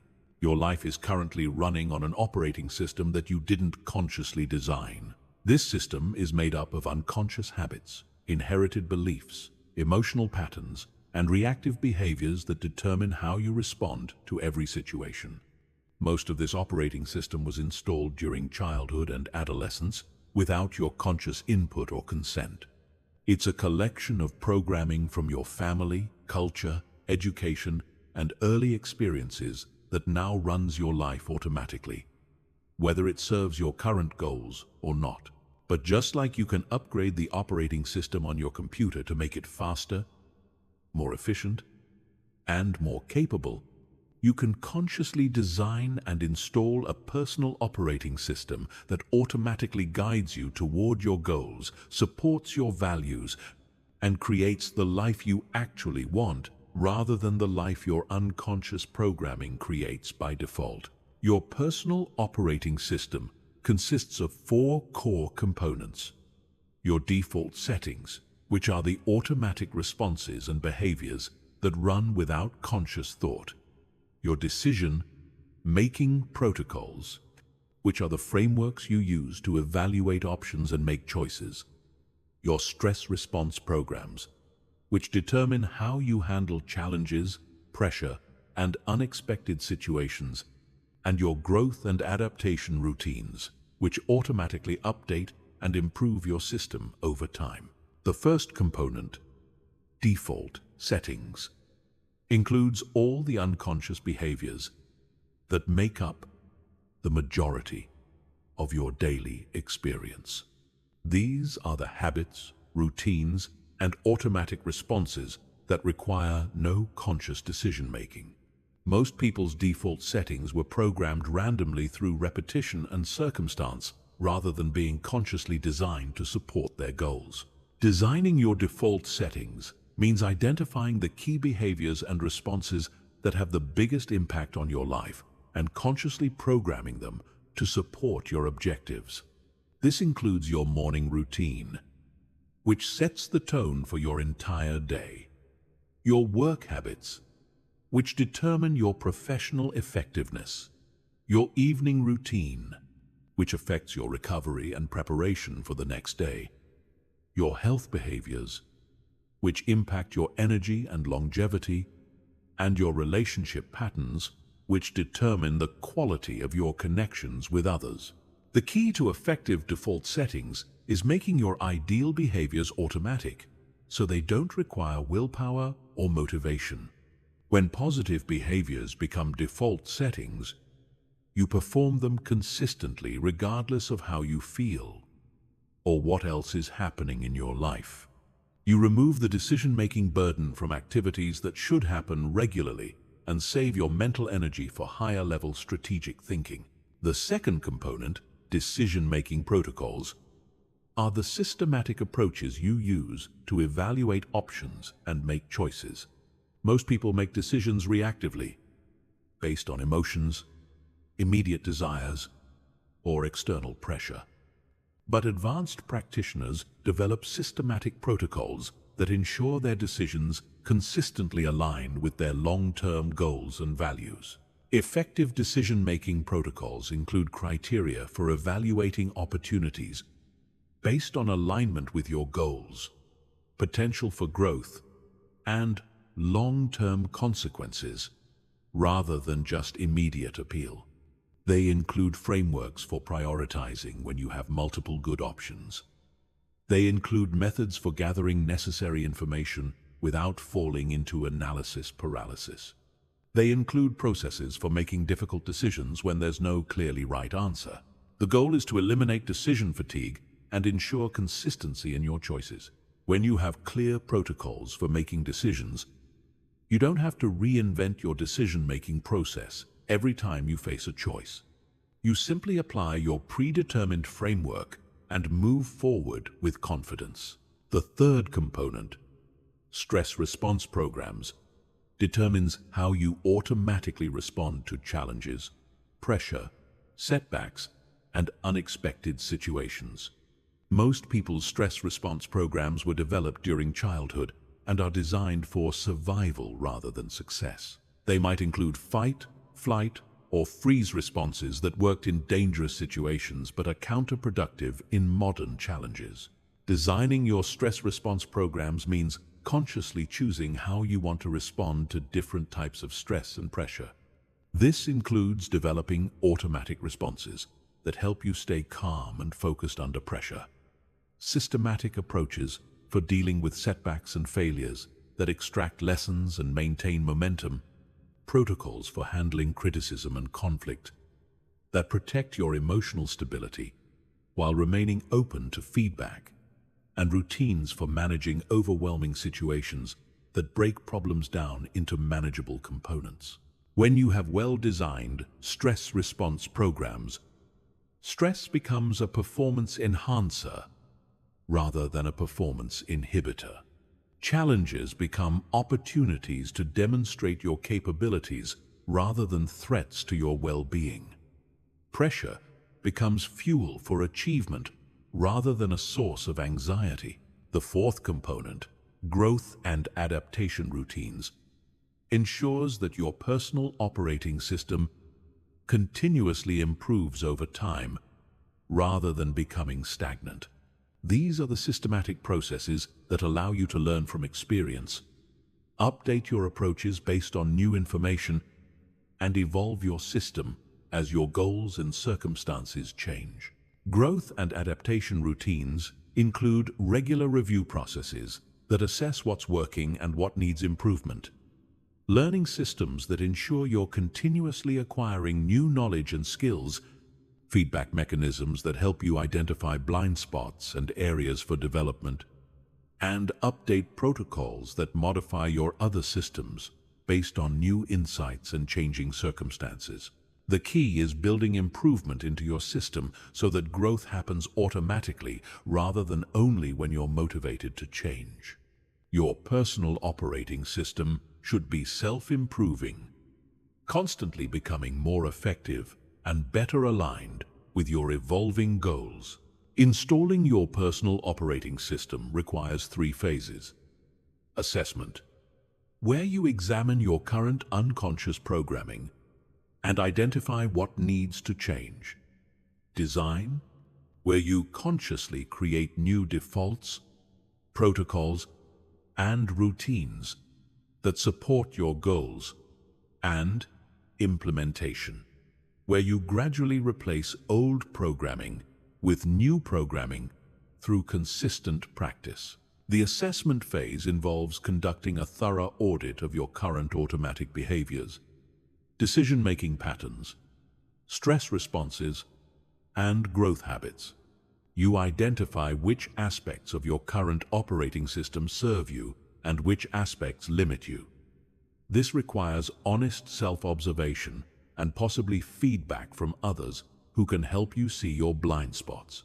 The design phase involves consciously creating new programming that aligns with your goals and values. This isn't about copying someone else's system. It's about designing approaches that work for your unique personality, circumstances, and objectives. You create specific protocols for common situations and general frameworks for handling unusual circumstances. The implementation phase involves gradually installing your new programming through consistent practice until it becomes automatic. This requires patience because you're literally rewiring neural pathways and creating new habits.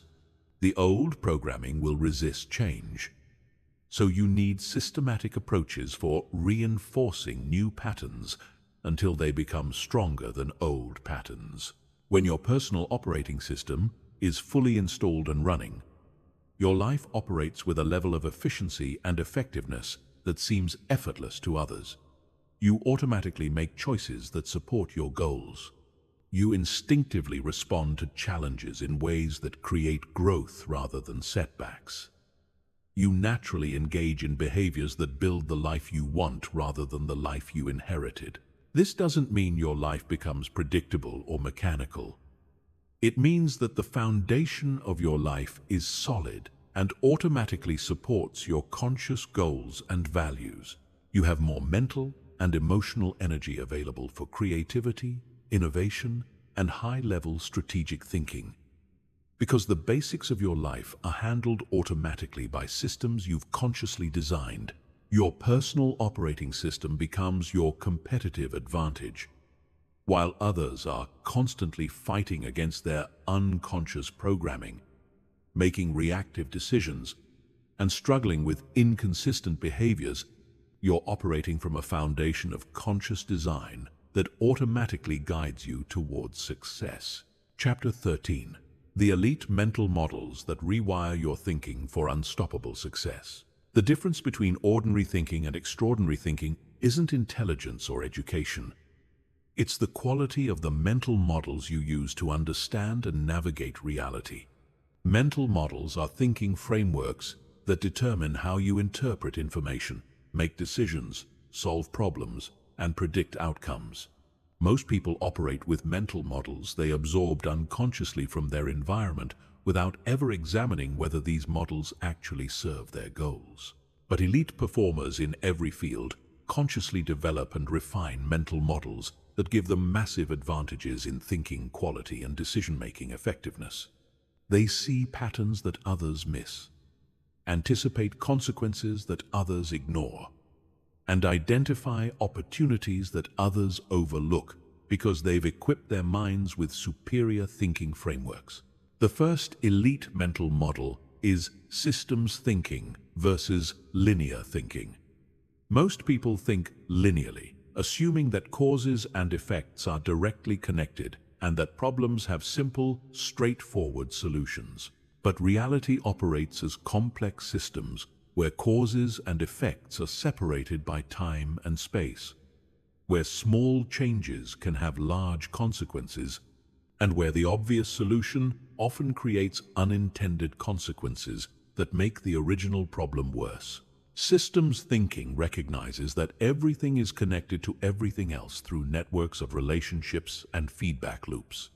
When you think systemically, you look for leverage points where small changes create large improvements.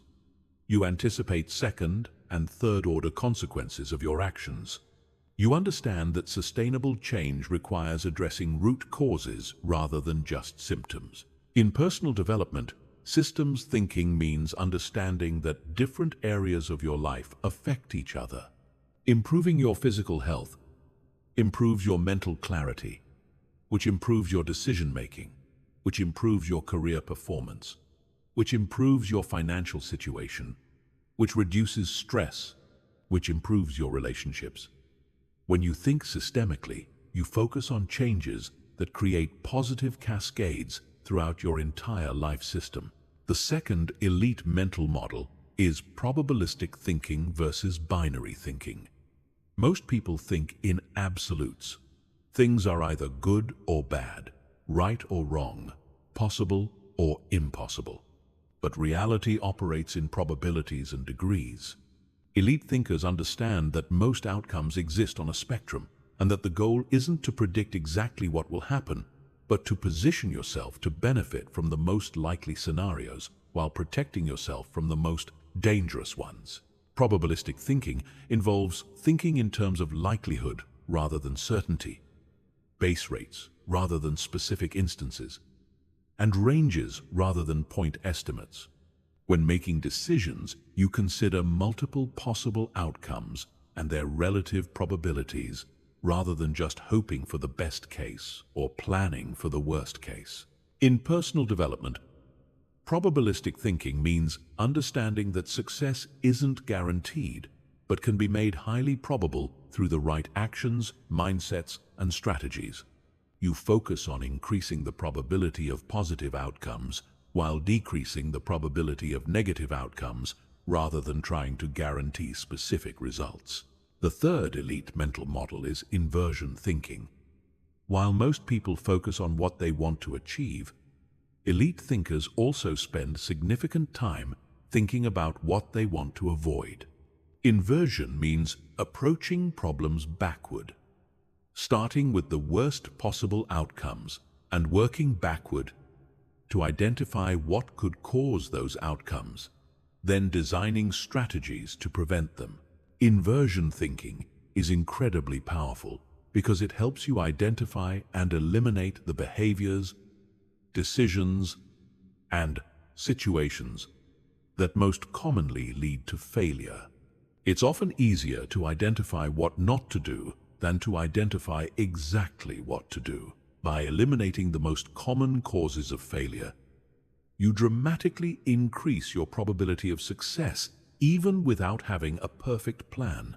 In personal development, inversion thinking means asking questions like, what would guarantee that I fail to achieve my goals? What behaviors would definitely keep me stuck where I am? What decisions would certainly make my life worse? Then you systematically eliminate these failure patterns from your life. The fourth elite mental model is second-order thinking. Most people consider only the immediate consequences of their actions, but elite thinkers consider the consequences of the consequences. They think not just about what will happen if they take a specific action, but what will happen after that? And what will happen after that?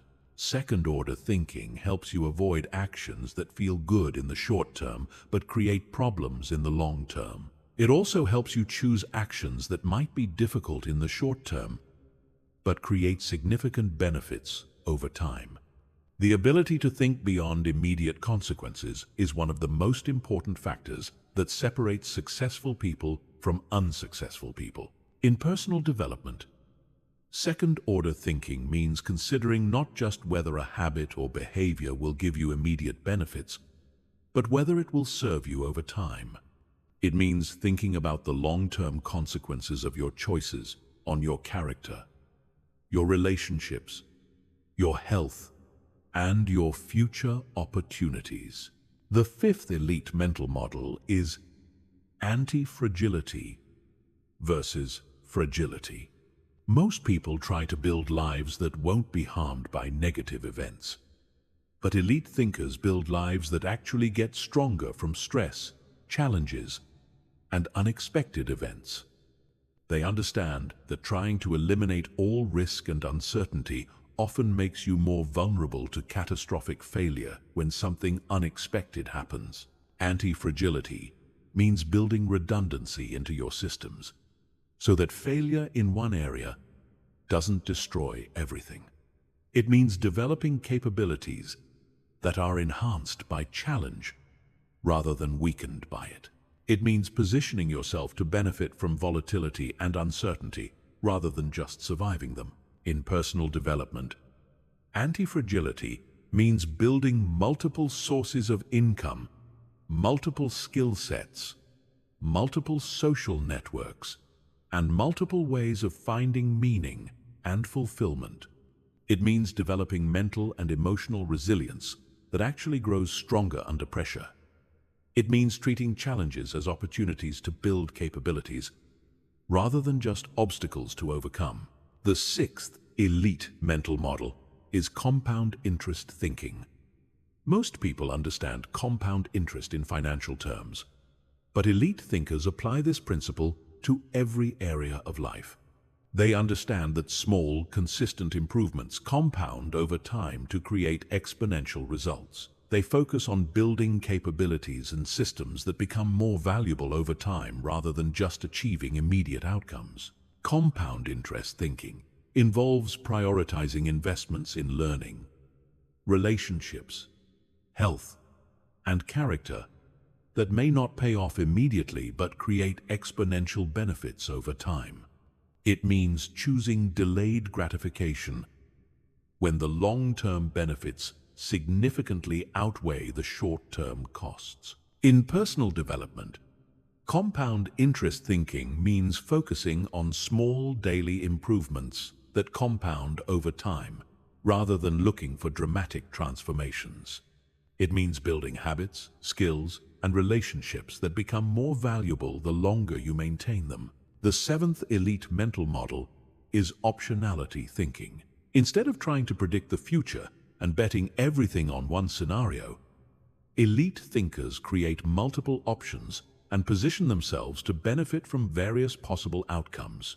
They understand that the future is uncertain and that the best strategy is often to maximize your options rather than to make perfect predictions. Optionality thinking involves building capabilities, relationships, and resources that create multiple possible paths forward. It means avoiding decisions that lock you into one specific future, while creating decisions that open up multiple possibilities. In personal development, optionality thinking means developing multiple skills that could be valuable in various scenarios. Building relationships with people in different industries and fields, and maintaining financial and lifestyle flexibility that allows you to adapt to changing circumstances. When you consistently apply these elite mental models, your thinking quality improves dramatically. You see opportunities that others miss. You avoid problems that others stumble into. You make decisions that compound positively over time, while others make decisions that limit their future options. These mental models become automatic thinking tools that upgrade every decision you make and every problem you solve. They transform you from someone who reacts to circumstances into someone who anticipates possibilities and positions themselves strategically for long-term success. Chapter 14. Building unbreakable discipline that becomes your natural operating mode. Discipline is not about forcing yourself to do things you don't want to do. That's willpower. And willpower is finite, exhausting, and unreliable. True discipline is about restructuring your life so that the behaviors that serve your goals become your natural, automatic responses to daily situations. It's about building systems and mindsets that make positive behaviors easier than negative behaviors, making discipline feel effortless rather than forced. Most people think of discipline as suffering, as denying themselves pleasure, as constantly fighting against their natural desires. But this understanding of discipline is exactly why most people fail to develop it consistently. When you see discipline as punishment, your mind will resist it. When you see discipline as suffering, you'll avoid it. When you see discipline as unnatural, you'll constantly fight against it. Unbreakable discipline is built on a completely different foundation. It's based on understanding that discipline is actually freedom, that structure creates spontaneity, and that constraints enable creativity. When you have strong discipline in the fundamental areas of your life, you have more freedom to be creative, spontaneous, and flexible in other areas. When your basics are handled automatically, you have more mental and emotional energy available for higher-level pursuits. The first pillar of unbreakable discipline is identity-based habits rather than outcome-based habits. Most people try to build discipline by focusing on what they want to achieve. They want to lose weight, so they force themselves to exercise. They want to be successful, so they force themselves to work harder. They want to be organized, so they force themselves to clean up. But identity-based habits work differently. Instead of asking, "What do I want to achieve?" you ask, "Who do I want to become?" Then you build habits that are consistent with that identity. You don't exercise because you want to lose weight. You exercise because you're the type of person who prioritizes health. You don't work hard because you want success. You work strategically because you're the type of person who creates value. You don't clean up because you want organization. You maintain order because you're the type of person who respects their environment. When your habits are aligned with your identity, they feel natural rather than forced. You're not fighting against yourself. You're expressing yourself. You're not denying your nature. You're becoming your nature. This eliminates the internal resistance that makes discipline feel difficult. The second pillar is environmental design that supports disciplined behavior automatically. Your environment constantly influences your behavior, either making discipline easier or harder. Most people try to build discipline while living in environments that encourage undisciplined behavior, then wonder why they struggle with consistency. Environmental design means structuring your physical, social, and information environments to make positive behaviors automatic and negative behaviors difficult. This includes removing temptations and obstacles that make discipline harder, adding cues and triggers that prompt disciplined behavior, surrounding yourself with people who model and encourage disciplined behavior, and creating systems that make tracking and maintaining your discipline effortless. When your environment supports your discipline, you don't have to rely on willpower to make good choices. The structure of your life naturally guides you toward positive behaviors. Your discipline becomes a product of smart design rather than constant effort. The third pillar is micro-discipline that builds macro-discipline. Most people try to build discipline by taking on huge challenges that require enormous willpower and perfect execution. When they inevitably fail, they conclude that they lack discipline. But discipline is built through small, consistent actions that prove to yourself that you can keep commitments to yourself. Microdiscipline means starting with commitments so small that failure is almost impossible, then gradually increasing the difficulty as your discipline muscle strengthens. You might start by committing to drink 1 glass of water every morning, then build to a full morning routine. You might start by committing to write 1 sentence every day, then build to a full writing practice. The key insight is that discipline is transferable. When you prove to yourself that you can keep small commitments consistently, you build confidence in your ability to keep larger commitments. Each successful micro-discipline experience strengthens your identity as someone who follows through on their commitments. The 4th pillar is systems-based discipline rather than motivation-based discipline. Motivation is emotional and temporary. Systems are structural and permanent. When you rely on motivation to drive your discipline, you're dependent on feeling like doing the right thing. When you rely on systems, you do the right thing regardless of how you feel.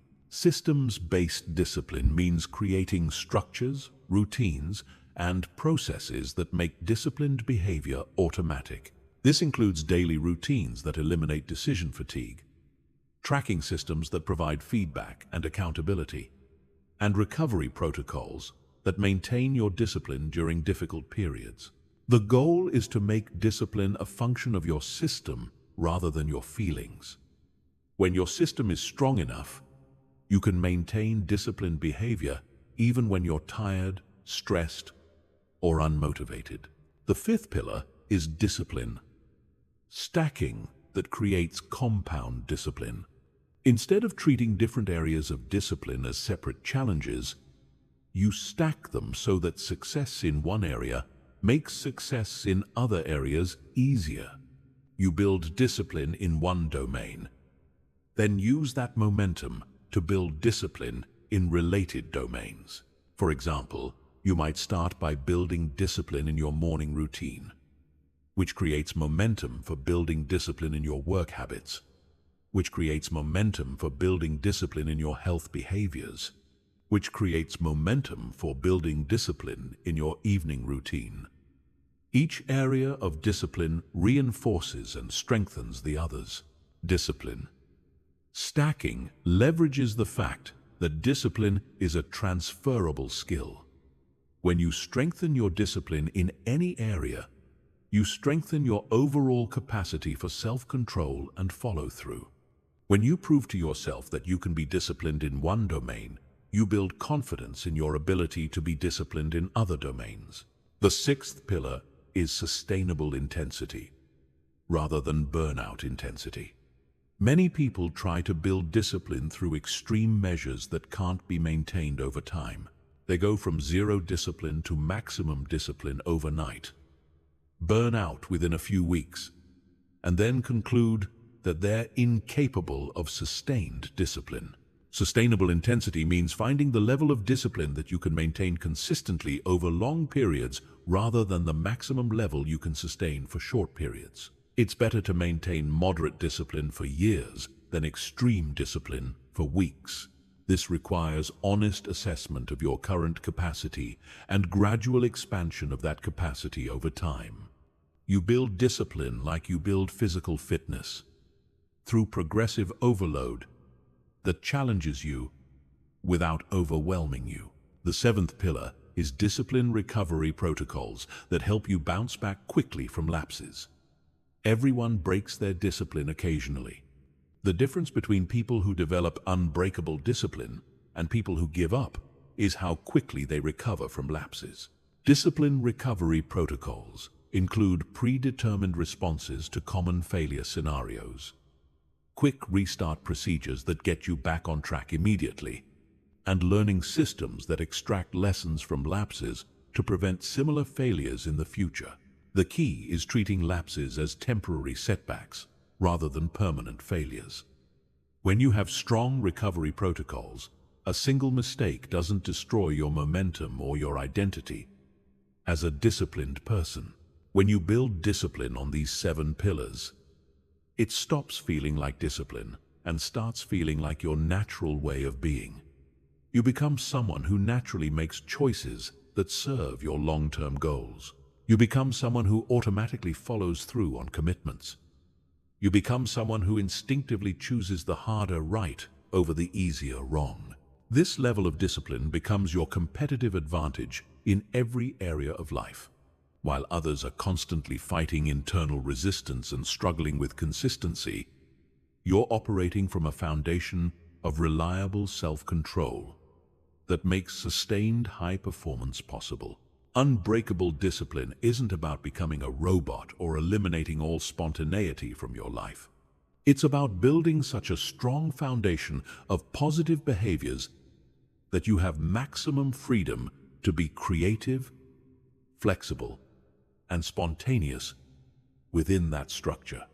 When your basics are handled automatically through discipline, everything else becomes possible. Chapter 15. The complete life architecture that ensures your rebuilt self lasts forever. You have learned how to rebuild yourself, but now comes the most critical challenge: making sure your transformation lasts.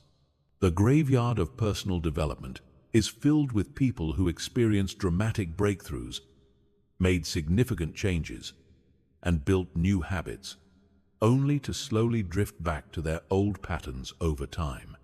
They rebuilt themselves temporarily, but they didn't create the architecture necessary to maintain their transformation permanently. Complete life architecture is about designing and building a life structure that makes your rebuilt self sustainable for decades, not just months. It's about creating systems, relationships, environments, and mindsets that continuously reinforce your growth rather than allowing gradual decay back to your previous state. It's about becoming someone who gets stronger over time rather than someone who peaks early and then declines. The first component of complete life architecture is structural integrity, which means building your life on foundations that won't crack under pressure. Most people build their transformation on motivation, willpower, and temporary enthusiasm. But these foundations are inherently unstable. When life gets difficult, when stress increases, when motivation fades, these weak foundations crumble and people revert to old patterns. Structural integrity means building your transformation on systems, habits, environment design, and identity rather than feelings and motivation. It means creating structures that work regardless of how you feel, what's happening around you, or what challenges you're facing. It means building redundancy into your system so that if one support fails, others maintain your progress. This includes financial structures that support your goals, rather than creating stress that derails your progress. Career structures that align with your values, rather than forcing you to compromise your integrity. Relationship structures that encourage your growth, rather than pulling you back to old patterns. Health structures that maintain your physical and mental foundation regardless of external pressures. The second component is continuous evolution programming. Most people think of personal development as reaching a destination, achieving certain goals, and then maintaining that level. But this maintenance mindset is actually what causes regression. When you stop growing, you start dying. When you stop evolving, you start stagnating. When you stop challenging yourself, you start declining. Continuous evolution programming means building growth into your life structure so that evolution becomes automatic rather than optional. This includes learning systems that ensure you're constantly acquiring new knowledge and skills, challenge systems that regularly push you outside your comfort zone, feedback systems that help you identify areas for improvement, and adaptation systems that help you adjust to changing circumstances. The key insight is that the goal isn't to reach a final state of perfection. It's to become someone who continuously evolves toward greater capabilities, wisdom, and effectiveness. Your rebuilt self should be just the beginning of a lifelong journey of becoming more than you currently are. The third component is legacy building, that gives your transformation meaning beyond yourself. When your growth serves only yourself, it's easy to lose motivation when you achieve your personal goals. But when your transformation serves something larger than yourself, it becomes self-sustaining because it's connected to purpose that transcends personal satisfaction. Legacy building means identifying how your rebuilt self can contribute to others, create positive impact, and leave the world better than you found it. This might involve mentoring others who are going through similar transformation, building businesses or organizations that serve important causes, creating art or content that inspires others, or simply modeling what's possible for people in your sphere of influence. When your personal transformation becomes part of a larger mission, maintaining your growth becomes not just personally important, but morally important. You're not just building yourself for yourself. You're building yourself to serve others and contribute to something meaningful. The fourth component is relationship architecture that surrounds you with people who support and accelerate your continued growth. Your relationships are either assets that help you maintain and expand your transformation, or liabilities that slowly pull you back toward your old patterns. Most people underestimate how much their social environment affects their long-term development. Relationship architecture involves consciously designing your social environment to include people who inspire you, challenge you, support you, and hold you accountable to your highest standards. This includes mentors who have achieved what you want to achieve, peers who are on similar growth journeys, and people you mentor who remind you of how far you've come. It also involves limiting or eliminating relationships that consistently encourage regression, drama, or mediocrity. This doesn't mean abandoning people who are struggling, but it does mean being strategic about how much time and energy you invest in relationships that drain rather than fuel your growth.